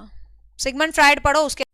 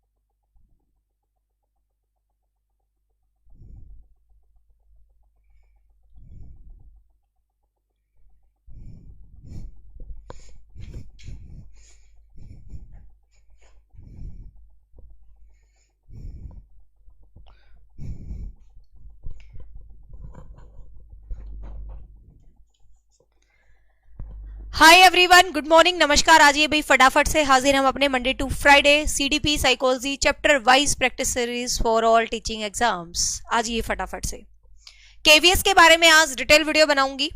अभी दीपा मैम जब वीडियो बना लेगी ब्रेक लेगी उस बीच, ठीक है, 12 बजे के आसपास देखती हूँ। केवीएस के बारे में आज आपको डिटेल वीडियो मिल जाएगी। केवीएस की वैकेंसी आएंगी, क्या कुछ रहेगा केवीएस को लेके, सब सारा सिनेरियो मैं आपको बताऊंगी, कैसे तैयारी करनी है जब तक एग्जाम डेट नहीं आती, सिलेबस सब बताऊंगी अलग से वीडियो में, ठीक है। फिलहाल पढ़ लेते हैं हम। आज के जो अपने क्वेश्चंस रहने वाले हैं अपनी चैप्टर वाइज सीरीज की, क्लास नंबर 12 है। प्लेलिस्ट मैंने अलग से बना दी है, CDP chapter wise series 2025 class के नाम से लेटेस्ट, ठीक है।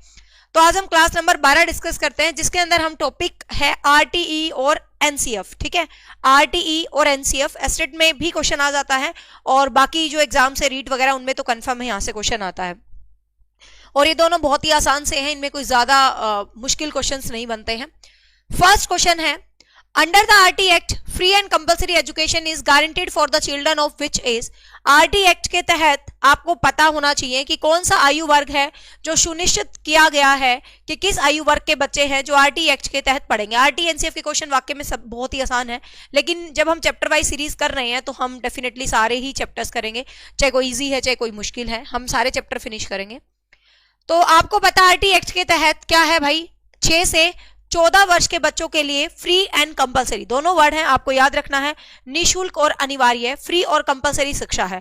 लेकिन एस्टेट 2021 के एग्जाम में जो क्वेश्चन आया था वो ये क्वेश्चन आया था कि आरटी एक्ट के तहत जो दिव्यांग बच्चे हैं उनका एज क्या है। तो ये क्वेश्चन आया था, बहुत सारे बच्चे 6 से 14 वर्ष कराए थे, बट वहां पर जो आपका आंसर है वो 6 से 18 वर्ष हो जाता है, ठीक है।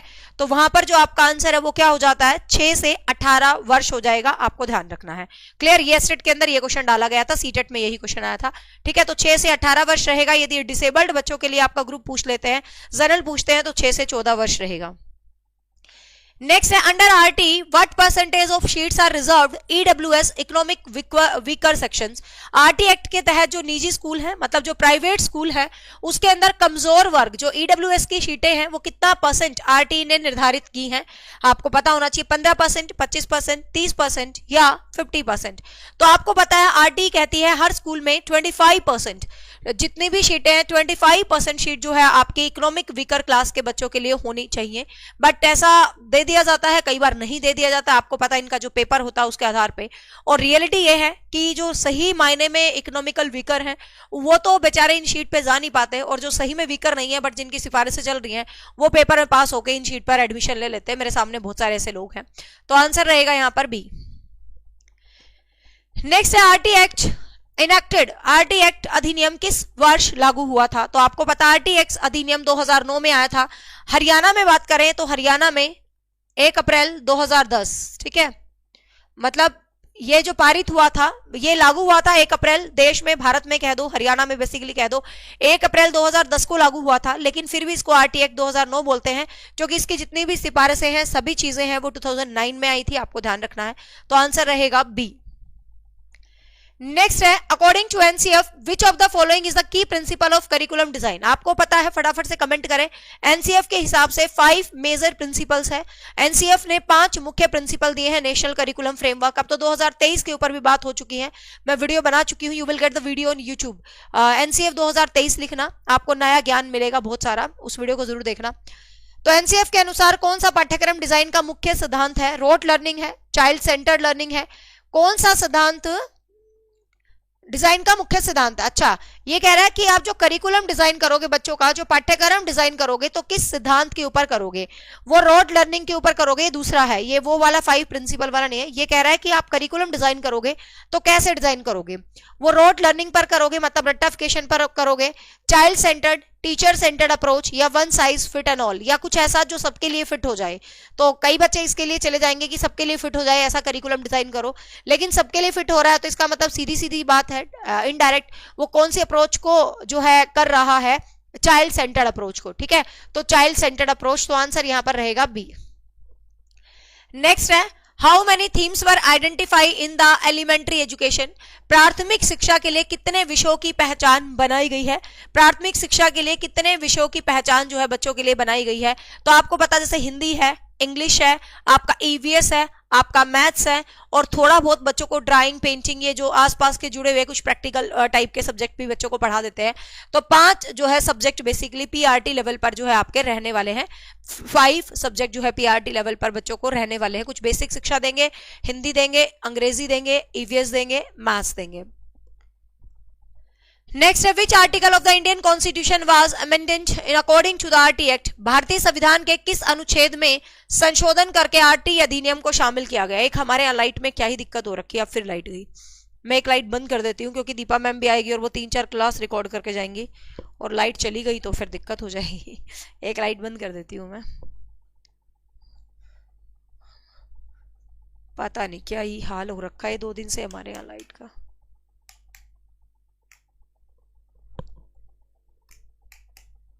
ठीक है, मैंने एक 2 लाइट बंद कर दी है, थोड़ा बचाना पड़ेगा बिजली।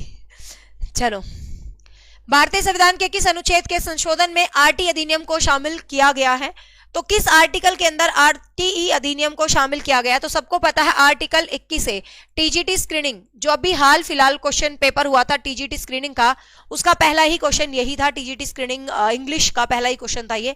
आरटी एक्ट किस आर्टिकल के तहत किया गया है? आर्टिकल 21A, ठीक है, आर्टिकल 21A आपको ध्यान रखना है। नेक्स्ट है, what is the minimum qualification of teachers under RT act?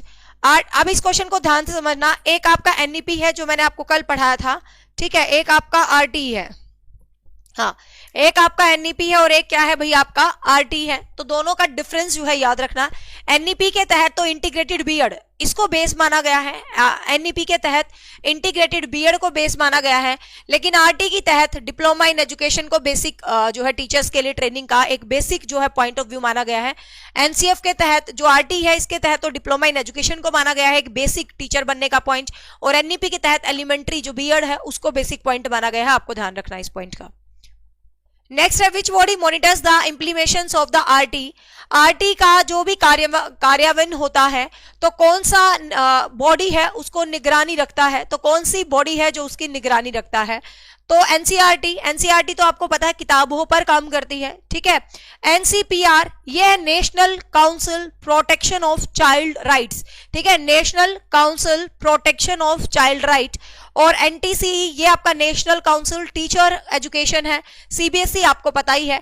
तो आरटी का जो क्रियान्वयन होता है, आरटी का जो मॉनिटरिंग होता है वो किससे होता है भाई? एनसीपीसीआर से, मतलब national council protection of children rights, ठीक है।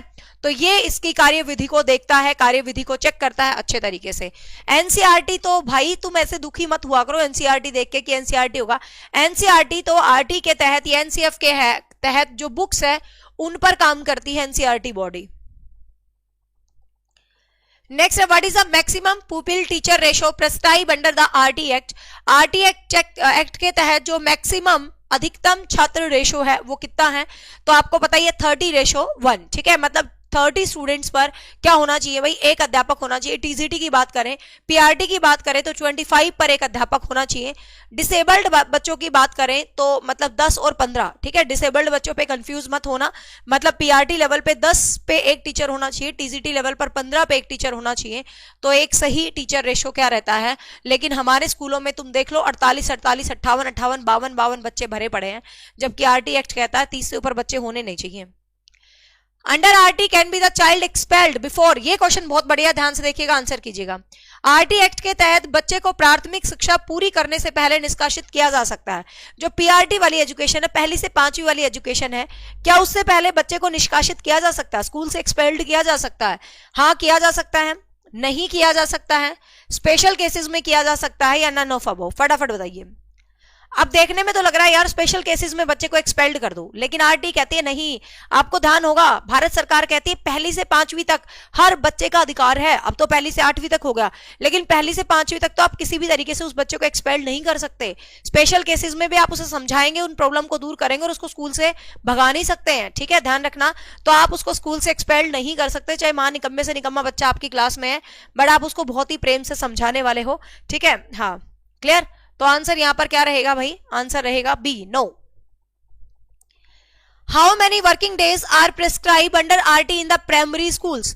प्राइमरी स्कूल्स में कितने वर्किंग डेज की बात आरटी कहती है, बताओ प्राइमरी स्कूल में कितने वर्किंग डेज होने चाहिए। हाँ, प्राइमरी स्कूल में कितने वर्किंग डेज होने चाहिए।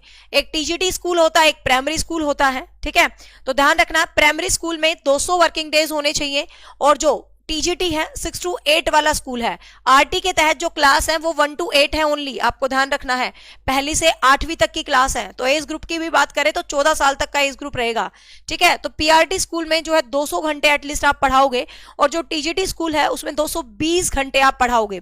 एक टीचर के लिए 45 आवर्स इन ए वीक, ठीक है, 45 आवर्स इन ए वीक। ये हर एक क्वेश्चन, इससे बहुत यूनिक क्वेश्चन नहीं ठाके बनते हैं, जितने बेस्ट क्वेश्चन से बताऊंगी इनसे बाहर क्वेश्चन नहीं मिलेगा आपको। आरटी, एनसीएफ, एनईपी जो मैंने तुम्हें करवाया है, कल एनईपी करवा दिया था, ठीक है। कल का टॉपिक तुम सोच लो, लास्ट में कमेंट कर देना, जो तुम कमेंट कर दो वही टॉपिक पढ़ाती हूं मैं। तो आंसर रहेगा बी। नेक्स्ट है which organization is responsible for providing text book under RT. RT के तहत मुक्त पाठ्य पुस्तकें प्रोवाइड करना किस इंस्टीट्यूशन का काम है। तो ये अभी हमने कहा है कि पाठ्य पुस्तक जो प्रोवाइड करता है ये आपका 1969 में बना एनसीईआरटी, नेशनल काउंसिल रिसर्च। आपका जो एनसीईआरटी है आपको पता है, ट्रेनिंग वाला एनसीईआरटी सारी किताबों करता है। एससीईआरटी आपका स्टेट लेवल पर होता है, डाइट्स होती है जहां पर बीएड वगैरह करवाया जाता है, और एनसीटी होता है जो टीचर्स को ट्रेनिंग वगैरह देती है, ठीक है। सारे बॉडीज आपको पता होना चाहिए। क्लास बनाऊंगी कभी जिसके अंदर सारी बॉडीज को डिस्कस करेंगे, जितनी भी एजुकेशनल बॉडीज है उनके बारे में बात करेंगे, ठीक है। तो आंसर रहेगा यहां पर ए। नेक्स्ट है क्या आरटी को अल्पसंख्यक संस्थानों पर लागू किया गया है, कि जो आरटी है क्या उसको अल्पसंख्यक, जो आरटी है अप्लाइड इन द माइनॉरिटी, जो माइनर्स हैं, अल्पसंख्यक हैं, क्या उनके ऊपर भी ये आरटी एक्ट लागू किया गया है। मतलब आपको पता है कुछ पर्टिकुलर एरियाज होते हैं जो अल्पसंख्यक होते हैं, जिनके अपने स्कूल्स हैं, अपने नियम चलते हैं, क्या वहां पर भी आरटी को लागू किया गया है, या सभी नॉर्मल स्कूलों में आरटी को लागू किया गया। तो ध्यान रखना जो अल्पसंख्यक हैं इनके ऊपर आरटी को नहीं थोपा गया है कि भाई आप करो, जरूर आरटी के हिसाब से चलो। अल्पसंख्यकों के लिए आरटी को नहीं इंप्लीकेशन किया गया है, ध्यान रखेंगे। यस नहीं नो रखना है। अल्पसंख्यक के लिए आरटी का कोई प्रोविजन नहीं है, अल्पसंख्यक का अपने रूल्स हैं, सरकार ने उनको अलग से हित दे रखे, उनके पास अपने ही हित बहुत ज्यादा हैं, तो आरटी वाले हितों की जरूरत नहीं है, उनको ध्यान रखना। नेक्स्ट है which amendment act led to the enacted of RT. किस संशोधन अधिनियम के कारण आरटी लागू हुआ था। तो आरटी किस संशोधन, कौन सा अधिनियम, कौन सा संशोधन हुआ था जिसके तहत आरटी लागू हुआ था। तो आपको ध्यान रखना वो कौन सा संशोधन था भाई, वो 86वां संविधान संशोधन था, ठीक है। संविधान के अंदर आपको पता है डे बाय डे संशोधन होते रहते हैं, तो कौन सा संविधान संशोधन है ये, 86वां संविधान संशोधन था आरटी के तहत। आपको क्या है बेसिकली याद रखना है। नेक्स्ट है RT ensure admission for the children in which grade. RT के तहत आरटी के तहत, अरे सुनो, अल्पसंख्यक के लिए आरटी का हर रूल मतलब आरटी अल्पसंख्यकों को कुछ अधिकार देती है वो अलग बात है, लेकिन हर एक रूल आरटी अल्पसंख्यक माइनर जो कम्युनिटी है उनके लिए हर रूल सेम नहीं है, उनके अपने भी रूल्स हैं, सरकार ने उनको अपने भी अलग बेनिफिट्स दिए हुए हैं बहुत सारे। आरटी करती है किस कक्षा में प्रवेश सुनिश्चित करती है, तो किस कक्षा में प्रवेश सुनिश्चित करती है, इंटेलिजेंस ऑलरेडी पढ़ा चुकी हूं, इंटेलिजेंस के क्वेश्चन एज पर, ये क्वेश्चन देखो बड़ा अच्छा है, ग्रेड 1 में, ग्रेड 3 में, पर एज ग्रुप या किंडरगार्टन में, फटाफट से बताइए। तो ध्यान रखना है, नहीं नहीं नहीं, 1 2 3 ऐसा ऐसा तुक्के नहीं मारना है। आरटी कहती है, आपको पता आरटी कहती है हर बच्चे को फ्री और निःशुल्क शिक्षा का अधिकार है। आप किसी भी बच्चे को एडमिशन के लिए रोक नहीं सकते। आपके पास यदि 6ठी क्लास में बच्चा आता, आप ये देखो उसकी उम्र कितनी है, ठीक है, उसकी उम्र 6ठी क्लास जितनी है तो आप उसको 6ठी क्लास में एडमिशन दे दो। तो आरटी कहती है पर एज, आरटी ने ये नहीं कहा कि आप पहली में एडमिशन लो, दूसरी में ले, तीसरी में ले, चाहे तू 8वीं में आ जा एडमिशन लेके, आरटी तेरे को 8वीं में भी एडमिशन देगी, तुम्हारी उम्र यदि 8वीं क्लास के हिसाब से है तो एज पर age. What is the main goal of RT, RT का मुख्य उद्देश्य क्या रहा है, promote private schools, private schools को प्रमोट करना, equal access of quality education, सबको बराबर की बढ़िया गुणवत्ता वाली शिक्षा देना, एग्जाम्स को बढ़ावा देना, या टीचर्स की सैलरी को रिड्यूस करना। तो आपको पता है इसका मतलब है एक बहुत अच्छे तरीके से बच्चों को इक्वल गुणवत्ता वाली सुविधा प्रदान करना, शिक्षा प्रदान करना, ये इसका मुख्य उद्देश्य है, बी रहेगा।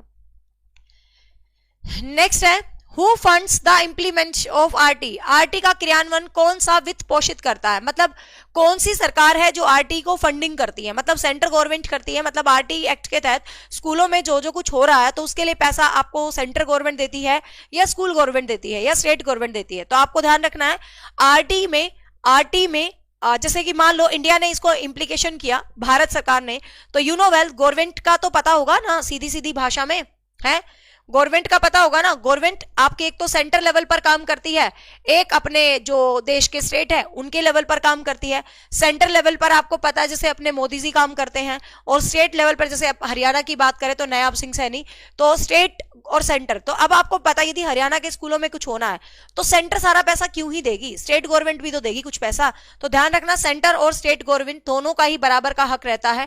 टीजीटी स्क्रीनिंग जो अब हुआ था उसमें सबसे ज्यादा डोमिनेटिंग जो क्वेश्चन रहा था ये वाला रहा था।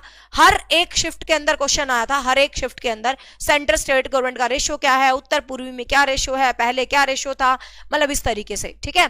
तो 60:40 है कि आरटी के तहत कुछ भी होता है तो 60% पैसा, मान ले हरियाणा का एक स्कूल है, वो चाहता है कि मैं आरटी के नियमों के तहत मेरे स्कूल में ऐसा ऐसा करूं, ठीक है, तो भाई 60% पैसा तो सेंट्रल गवर्नमेंट देगी, और आपको ध्यान रखना है 40% पैसा स्टेट गवर्नमेंट देगी।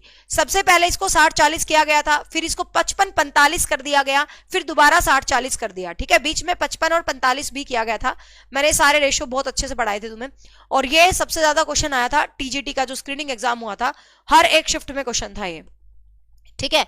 तो 60:40 है। प्रेजेंट की बात करें, आप प्रेजेंट पे काम करें। What does the term free education under RT means? निःशुल्क शिक्षा का क्या अर्थ है? फ्री यूनिफॉर्म देना, फ्री किताबें देना, स्कूल फीस नहीं होना, फ्री में खाना देना, सभी चीजें हैं, ठीक है, सभी चीजें हैं। आरटी के तहत एसएमसी स्कूल प्रबंधन कमेटी की भूमिका क्या है? एसएमसी आपको पता है अब स्कूलों के अंदर क्या है, एक स्कूल मैनेजमेंट कम्युनिटी भी बना रखी है कि आपको ध्यान होगा, आपके बच्चे प्राइवेट स्कूल्स में पढ़ते होंगे तो कभी आपको इनवाइट किया हो मान ले स्कूल मैनेजमेंट कमेटी के लिए, तो स्कूल मैनेजमेंट जो कमेटी होती है उसके अंदर क्या होता है, मीटिंग्स करवाई जाती हैं, उसके अंदर टीचर्स भी उस स्कूल के भी रहते हैं, और उसके अंदर अभिभावक जो पेरेंट्स रहते हैं वो भी उस मीटिंग में रहते हैं, स्कूल से रिलेटेड बातें करते हैं। मतलब बेसिकली प्राइवेट स्कूल्स के टीचर्स का फंडा होता है कि जो पेरेंट्स स्कूल के लिए अच्छा अच्छा बोले उनको बुला लो, है ना, तो इस तरीके से बुलाते हैं वो इस मैनेजमेंट कमेटी में। एक बार मेरे को बुलाया था, मैं गई नहीं, पर कुछ काम था मुझे तो हाँ, बट सही जो स्कूल की कमियां हैं ना कमियां हैं सब बताना चाहिए। तो यहाँ पर मॉनिटर करते हैं वो स्कूल के फंक्शन को, अपॉइंट करते हैं टीचर को, एग्जामिनेशन पेपर सेट करके आते हैं, तो वो क्या करते हैं स्कूल के फंक्शंस को मॉनिटर करते हैं एसएमसी के अंदर। स्कूल मैनेजमेंट कमेटी का जो अध्यक्ष होता है, ध्यान रखना, वो पेरेंट्स होते हैं, ठीक है, स्कूल मैनेजमेंट कमेटी का जो अध्यक्ष होता है वो पेरेंट्स होते हैं। स्कूल अब एसएमसी के अध्यक्ष पेरेंट्स है, पेरेंट्स की भूमिका वहां पर ज्यादा है, ठीक है ना। हाँ, तो मॉनिटर वो स्कूल के सभी फंक्शंस को मॉनिटर करते हैं, क्या हो रहा है स्कूल में, सही नहीं हो रहा, सही हो रहा है या नहीं हो रहा, वो आपको क्या है ध्यान रखना है। नेक्स्ट है which theme is not part of NCF 2005। NCF 2005 का विषय कौन सा नहीं है, ठीक है। 90:10 है ईस्टर्न स्टेट्स का, वो क्वेश्चन आगे आएगा, इसीलिए मैंने जान के डिस्क्राइब नहीं किया, आगे मैंने क्वेश्चन के रूप में लिया हुआ है, ठीक है। 90:10 रेशो है, जो ये उत्तर पूर्वी जो अपने 7 सिस्टर्स वाले हैं, आगे आएगा question. Health and physical education, आपको लगता है कि कोई टॉपिक मैं करवाऊं और उसका कोई क्वेश्चन छोड़ के जाऊं, है? Health and physical education, language, social studies, space science. तो एनसीएफ में कौन सा विषय नहीं है? तो एनसीएफ के अंदर कौन सा विषय नहीं है भाई? स्पेस साइंस का कोई भी जिक्र एनसीएफ के अंदर नहीं किया गया है। लैंग्वेजेस की बात की गई है, आपकी सोशल स्टडीज की बात की गई है, फिजिकल हेल्थ की बात की गई है, लेकिन स्पेस साइंस की कोई भी बात नहीं की गई है। आपको ध्यान रखना, आंसर रहेगा डी। नेक्स्ट है what is the role of teacher in NCF. ये सबको पता है, बहुत ही पुराना सा क्वेश्चन है। एनसीएफ के अकॉर्डिंग एक अध्यापक का रोल क्या रहता है? तो एक अध्यापक का रोल होता है क्या भाई? फैसिलिटेटर, मतलब सुविधादाता, ठीक है। आप इसको सुविधादाता बोलेंगे हिंदी में। तो एक सुविधादाता के रूप में रहता है। नॉलेज प्रोवाइडर तो होता ही होता है भाई, नो डाउट, वो ज्ञान भी देता है, ठीक है। वो आपको डिसीजन मेकर भी बनाता है और स्टिक इवेलुएट तो नहीं करता है, बट यदि इन शॉर्ट एक ही शब्द में आपको कहना पड़े तो आप कहोगे भाई एक फैसिलिटेटर का रोल अदा करता है, एक सुविधादाता का रोल वो क्या करता है भाई? अदा करता है। तो आंसर यहां पर बी रहने वाला है, ठीक है। Next, NCF encourage integration of which area of curriculum. NCF पाठ्यक्रम के किस क्षेत्र में एकीकरण को बढ़ावा देता है? मतलब किस क्षेत्र में कहता है कि भाई सभी पाठ्यक्रम को मिला जुला के पढ़ाना चाहिए? किस क्षेत्र में? स्पोर्ट्स के क्षेत्र में भाई, स्पोर्ट्स खेल कूद के साथ आपका करिकुलम मैच होना चाहिए। आर्ट एंड क्राफ्ट, आपका जो करिकुलम है वो आर्ट एंड क्राफ्ट से भी संबंधित होना चाहिए। एनवायरमेंटल एजुकेशन भी बहुत महत्वपूर्ण है, आसपास के वातावरण से जोड़कर बच्चों को पढ़ाना ये भी महत्वपूर्ण है। तो आपको पता है ऑल ऑफ दीज, ठीक है। तो ऑल ऑफ दीज रहेगा सही आंसर। सभी चीजें ही क्या है भाई? सभी चीजें ही महत्वपूर्ण है।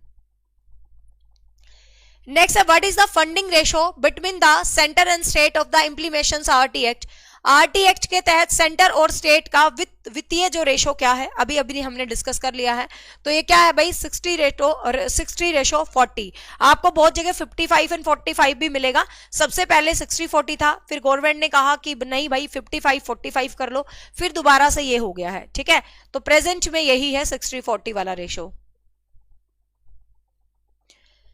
ये क्वेश्चन भी आया था भाई टीजीटी में। उत्तर पूर्वी राज्यों के लिए आरटी अधिनियम के तहत राज्य के अंदर उत्तर पूर्वी राज्य जो आपके नॉर्थ ईस्टर्न स्टेट है, जो ये असम, मेघालय, नागालैंड, मिजोरम, ये वाले जो स्टेट्स है, तो इनमें क्या रेशो रहता है? तो यहां पर आपको ध्यान रखना, यहां पर सेंटर गवर्नमेंट ज्यादा देती है। यहां पर 90 और 10 का रेशियो है। This is very important question. KVS के अंदर भी ये सेम क्वेश्चन आया था। सेम क्वेश्चन टीजीटी स्क्रीनिंग के जो एग्जाम्स हुए थे उनमें भी आया था। सेम क्वेश्चन ये उसके भी अंदर आया था जो ईएमआरएस का पेपर हुआ था, ठीक है। तो 90:10 है, आपको ध्यान रखना है। मतलब 90% पैसा जो ईस्टर्न स्टेट्स में कुछ भी होता है तो 90% पैसा तो आपका सेंट्रल गवर्नमेंट लगाएगा और 10% पैसा वहां का स्टेट गवर्नमेंट लगाएगा, ठीक है। ध्यान रखा, इंपॉर्टेंट क्वेश्चन। नेक्स्ट है संविधान की किस अनुसूची में आरटी एक्ट के तहत राज्यों से संबंधित कार्यों को सूचीबद्ध किया गया है? मतलब कौन सी सूची है जिसमें राज्यों से संबंधित कार्यों को सूचीबद्ध किया गया है? तो वो 7वीं अनुसूची है, आपको ध्यान रखना है। तो वो कौन सी है भाई? 7th शेड्यूल है जिसके अंदर ये काम किया गया है। तो 7th शेड्यूल है, आपको ध्यान रखना है, जिसमें राज्यों से संबंधित शिक्षा कार्यों को सूचीबद्ध किया गया है। तो वो कौन सा शेड्यूल है भाई? 7th शेड्यूल है, ठीक है।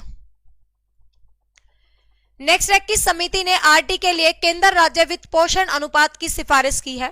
कौन सी कमेटी है जिसने ये वाला स्ट्रीम लेके आया कि सेंटर इतना पैसा लगाए, स्टेट इतना पैसा लगाए? तो ये किस कमेटी ने इस बात को किया था लागू? कोठारी कमीशन ने? नहीं भाई।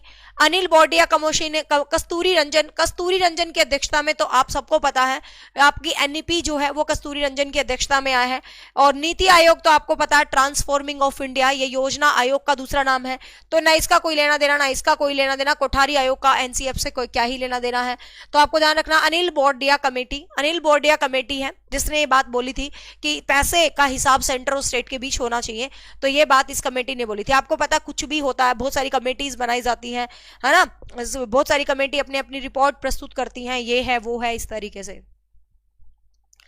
नेक्स्ट है which state was the first fully implemented. कौन सा ऐसा राज्य है जिसने कंप्लीटली आरटी को अपनाया था सबसे पहली बार? तो मोस्ट लिटरेसी वाला जो अपना स्टेट है इंडिया का जिसमें सबसे अधिक साक्षरता है, कौन सा है भाई? केरला। आपको पता है तो केरला ही है जिसने सबसे पहले आरटी एक्ट को अपनाया था बहुत अच्छे तरीके से, तो केरला। और सबसे ज्यादा आपको पता है भारत का सबसे साक्षर राज्य की बात करें तो भी केरला ही है। What percentage of GDP is recommended for education in the various committees for RT? RT का समर्थन करने के लिए विभिन्न समितियों द्वारा शिक्षा के लिए जीडीपी का कितना परसेंट है? ये चल रहा है कब से?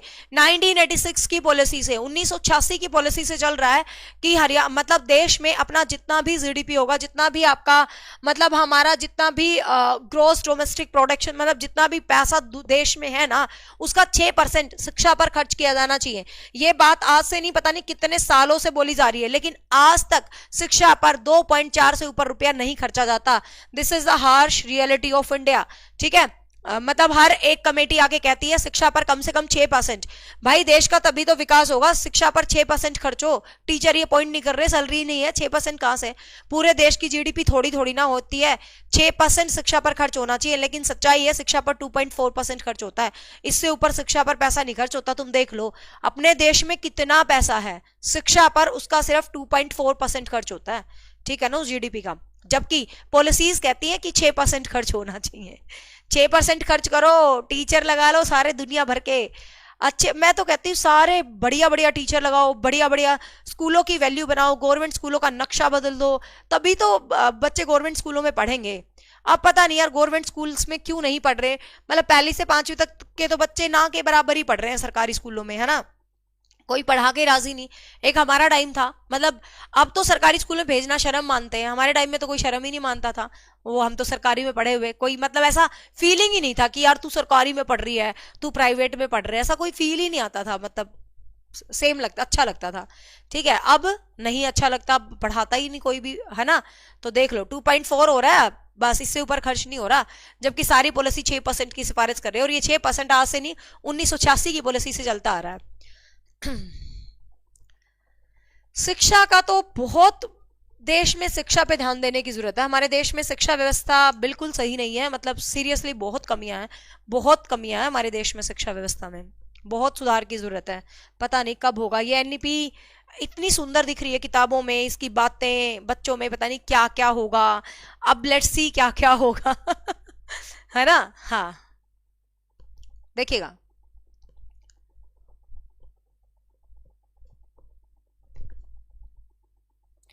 क्रैश कोर्स दोबारा से लाइव नहीं स्टार्ट होगा भाई, सीधी सी बात है। मैं तो लाइव पढ़ा चुकी हूं, अब आपके पेपर नहीं हो रहे तो उसमें मेरा दोष नहीं है।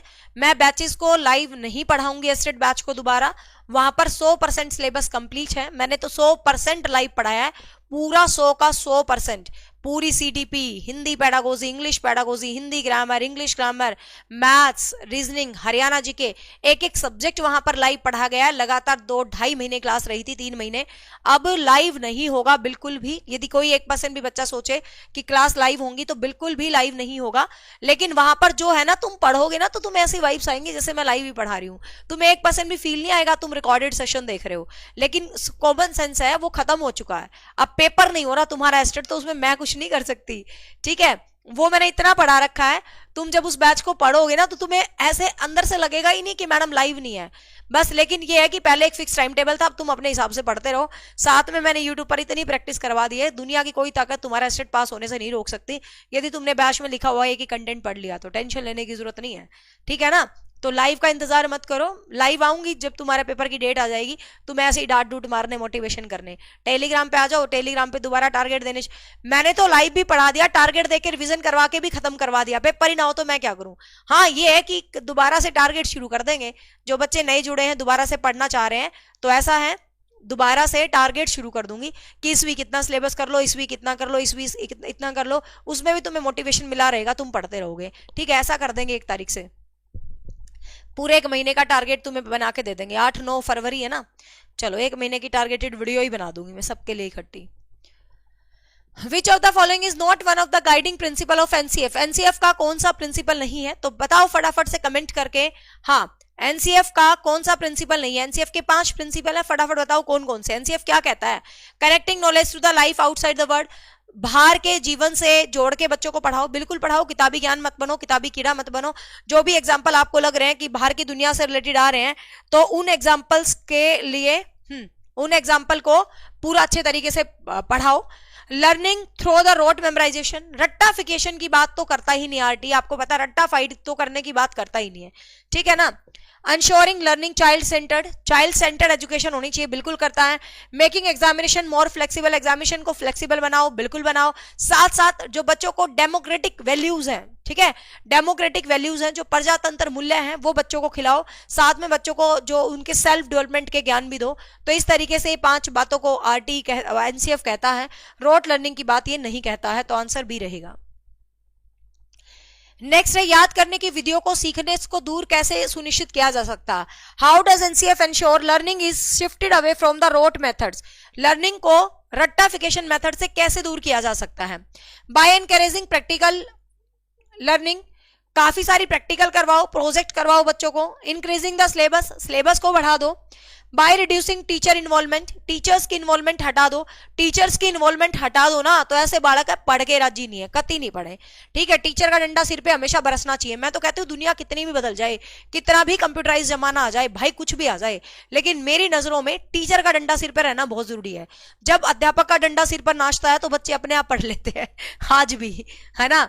तो ये तो जरूरी है, लेकिन यहाँ पर भाई हमें थोड़ा महान बनना है तो हम क्या करेंगे, बच्चों को करके सिखाएंगे, प्रैक्टिकल करवाएंगे, ज्यादा सीखेंगे, ठीक है। तो आंसर ये रहेगा, वैसे तो सही मायने में आंसर 1 रहेगा। आपको पता है एडगर डेल का शंकु क्या कहता है, यदि आप करके सीखते हो तो 70% सीखते हो, देखते हो तो 20% सीखते हो, फिर 30% सीखते हो, करके सीखते हो तो सबसे ज्यादा सीखते हो, 70% सीखते हो। तो करके सीखने पर ही सबसे ज्यादा जोर है, आंसर रहेगा ए। नेक्स्ट, एनसीए परीक्षाओं को अधिक लचीला बनाने की सिफारिश कैसे करता है। कैसे परीक्षाएं फ्लेक्सिबल हो सकती हैं भाई। एग्जाम को लंबा बना दो। फॉर्मेटिव एंड डायग्नोस्टिक, मतलब निदानात्मक और आपका रचनात्मक और निदानात्मक असेसमेंट बच्चे से लो। एग्जाम्स ज्यादा से ज्यादा करवा दो। मल्टीपल चॉइस क्वेश्चंस करवा दो। तो आपको पता परीक्षाओं को फ्लेक्सिबल कैसे बनाया जा सकता है, यदि आपको साइड बाय साइड पता चलता रहे आपके बच्चों की कमियां क्या है, कारणों को दूर करते रहो, सिखाते रहो, कनेक्ट रहो। तो फॉर्मेटिव और डायग्नोस्टिक, मतलब निदानात्मक उपचारात्मक शिक्षण, जो आपका रचनात्मक शिक्षण है, उसके माध्यम से ही आप ज्यादा फ्लेक्सिबल जो है क्लासरूम्स को बना सकते हैं। आंसर रहेगा बी। नेक्स्ट है, एनसीएफ के जो प्रिंसिपल हैं उनका उद्देश्य क्या है। एनसीएफ ने जो सिद्धांत दिए हैं उसका क्या ही उद्देश्य है। To ensure marks based learning, भाई नंबरों पर आधारित शिक्षा होना चाहिए। नहीं भाई, नंबर कोई मायने नहीं रखते, सीरियसली है। ये बात अलग है कि हम जो पेरेंट्स लोग हैं वो पीछे पड़े रहते हैं अपने बच्चों के नंबर। अब आने वाले मेरे बच्चों के भी आज नंबर, ये यूटीपीटी हुआ था, बट मैं इतनी टेंशन नहीं लेती, मतलब सीरियसली मैं नंबर्स की इतनी टेंशन नहीं लेती है। मतलब ठीक है, बच्चों को मैं यहाँ पे ये नहीं कह रही कि बच्चों को इंटेलिजेंट नहीं होना चाहिए, बच्चों को इंटेलिजेंट होना चाहिए, और बच्चा होशियार होता है तभी अच्छा लगता है, बच्चा टॉप करता है तो खुशी होती है पेरेंट्स को, अलग बात है। लेकिन सही में यदि सोच के देखो, ये जो स्कूलों में हम नंबर लेते थे ये कितने काम आते हैं, है ना। मतलब +2 के तो आते हैं अच्छी जगह एडमिशंस करवाने के लिए, लेकिन ये मतलब हम बच्चों पे पहली दूसरी तीसरी क्लास में पागलों की तरह प्रेशर रखते हैं, पढ़ ले। मतलब सोच के देखो, पहली दूसरी तीसरी चौथी पांचवी छठी सातवीं आठवीं के नंबर कहाँ जिंदगी में काम आते हैं, कहीं भी काम नहीं आते वो नंबर। इवन 10वीं तक के नंबर कहीं काम नहीं आते, 12वीं के नंबर काम आते हैं भाई, आजकल एडमिशंस नहीं मिलता। बट हाँ, फैक्ट यही है 12वीं में बच्चा एकदम नंबर कैसे लेगा यदि वो शुरू से अच्छे नंबर नहीं ले रहा। बट ये नंबर वाली एजुकेशन सिस्टम है ना, बिल्कुल बेकार है ना। तो मार्क्स बेस्ड लर्निंग की बात करता ही नहीं है भाई एनसीएफ, ठीक है।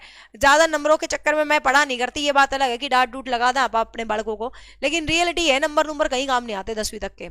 To create a learner friendly and inclusive education, promote the examination. तो आपको पता है भाई, ऐसी एजुकेशन होना चाहिए जो बच्चों के फ्रेंडली हो। मतलब सीधी सी बात है, अब शिक्षा ऐसी आ चुकी है जो बच्चों को एक अच्छा सा एटमॉस्फेयर दे, उनका एक विकास करे। बट सच्चाई यही है, कोई कुछ भी कहे कि कैसी शिक्षा आ रही है, बट सच्चाई आज भी हमारे शिक्षा तंत्र की वही है। नंबर इतने महत्वपूर्ण बन गए हैं, 96-98% लेने वालों के भी सिलेक्शंस नहीं हो रहे, आगे के एग्जाम्स में नहीं जा पा रहे वो, मतलब आगे एडमिशंस नहीं हो पा रहे। कहीं ना कहीं कुछ भी कह रहे हैं, किताबी भाषा में लिखा है नंबरों की कोई वैल्यू नहीं है। रियलिटी यही है, 98% वालों को ढंग से एडमिशन नहीं मिल रहा है, ठीक है। तो कहीं ना कहीं नंबर्स की वैल्यू एज इट इज बनी हुई है हमारे समाज में, ठीक है। ये लास्ट ही क्वेश्चन था।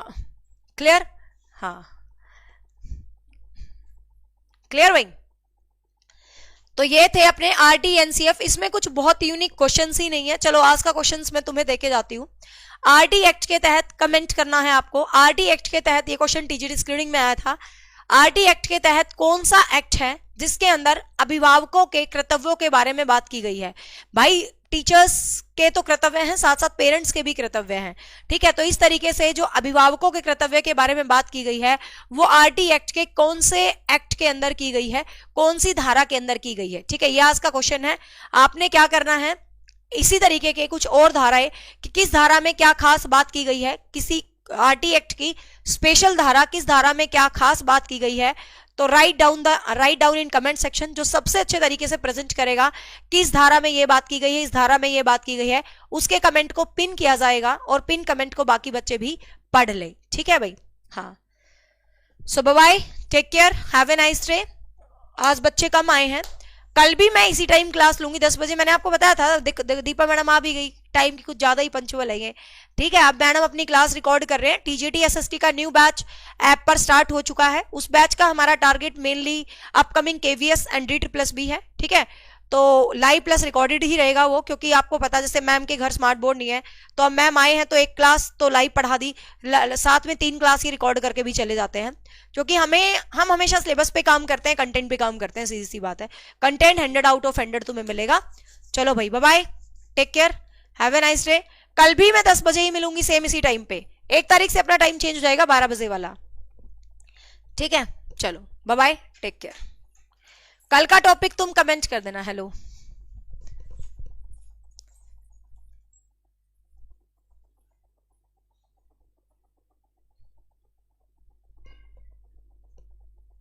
यूट्यूब पे क्लास लोगे ना? बता दूं बच्चों को, 12 एक क्लास रिकॉर्ड करने के बाद एक यूट्यूब पे ले लेना। क्लास बनानी है पहले, चल बाद में देख लेंगे। हाँ हाँ, रिकॉर्ड कर लो पहले, इंपॉर्टेंट। हाँ, वो तो बाद में भी ले सकते हैं। हाँ, क्लास ऐप पे थोड़ा कंटेंट डल जाए।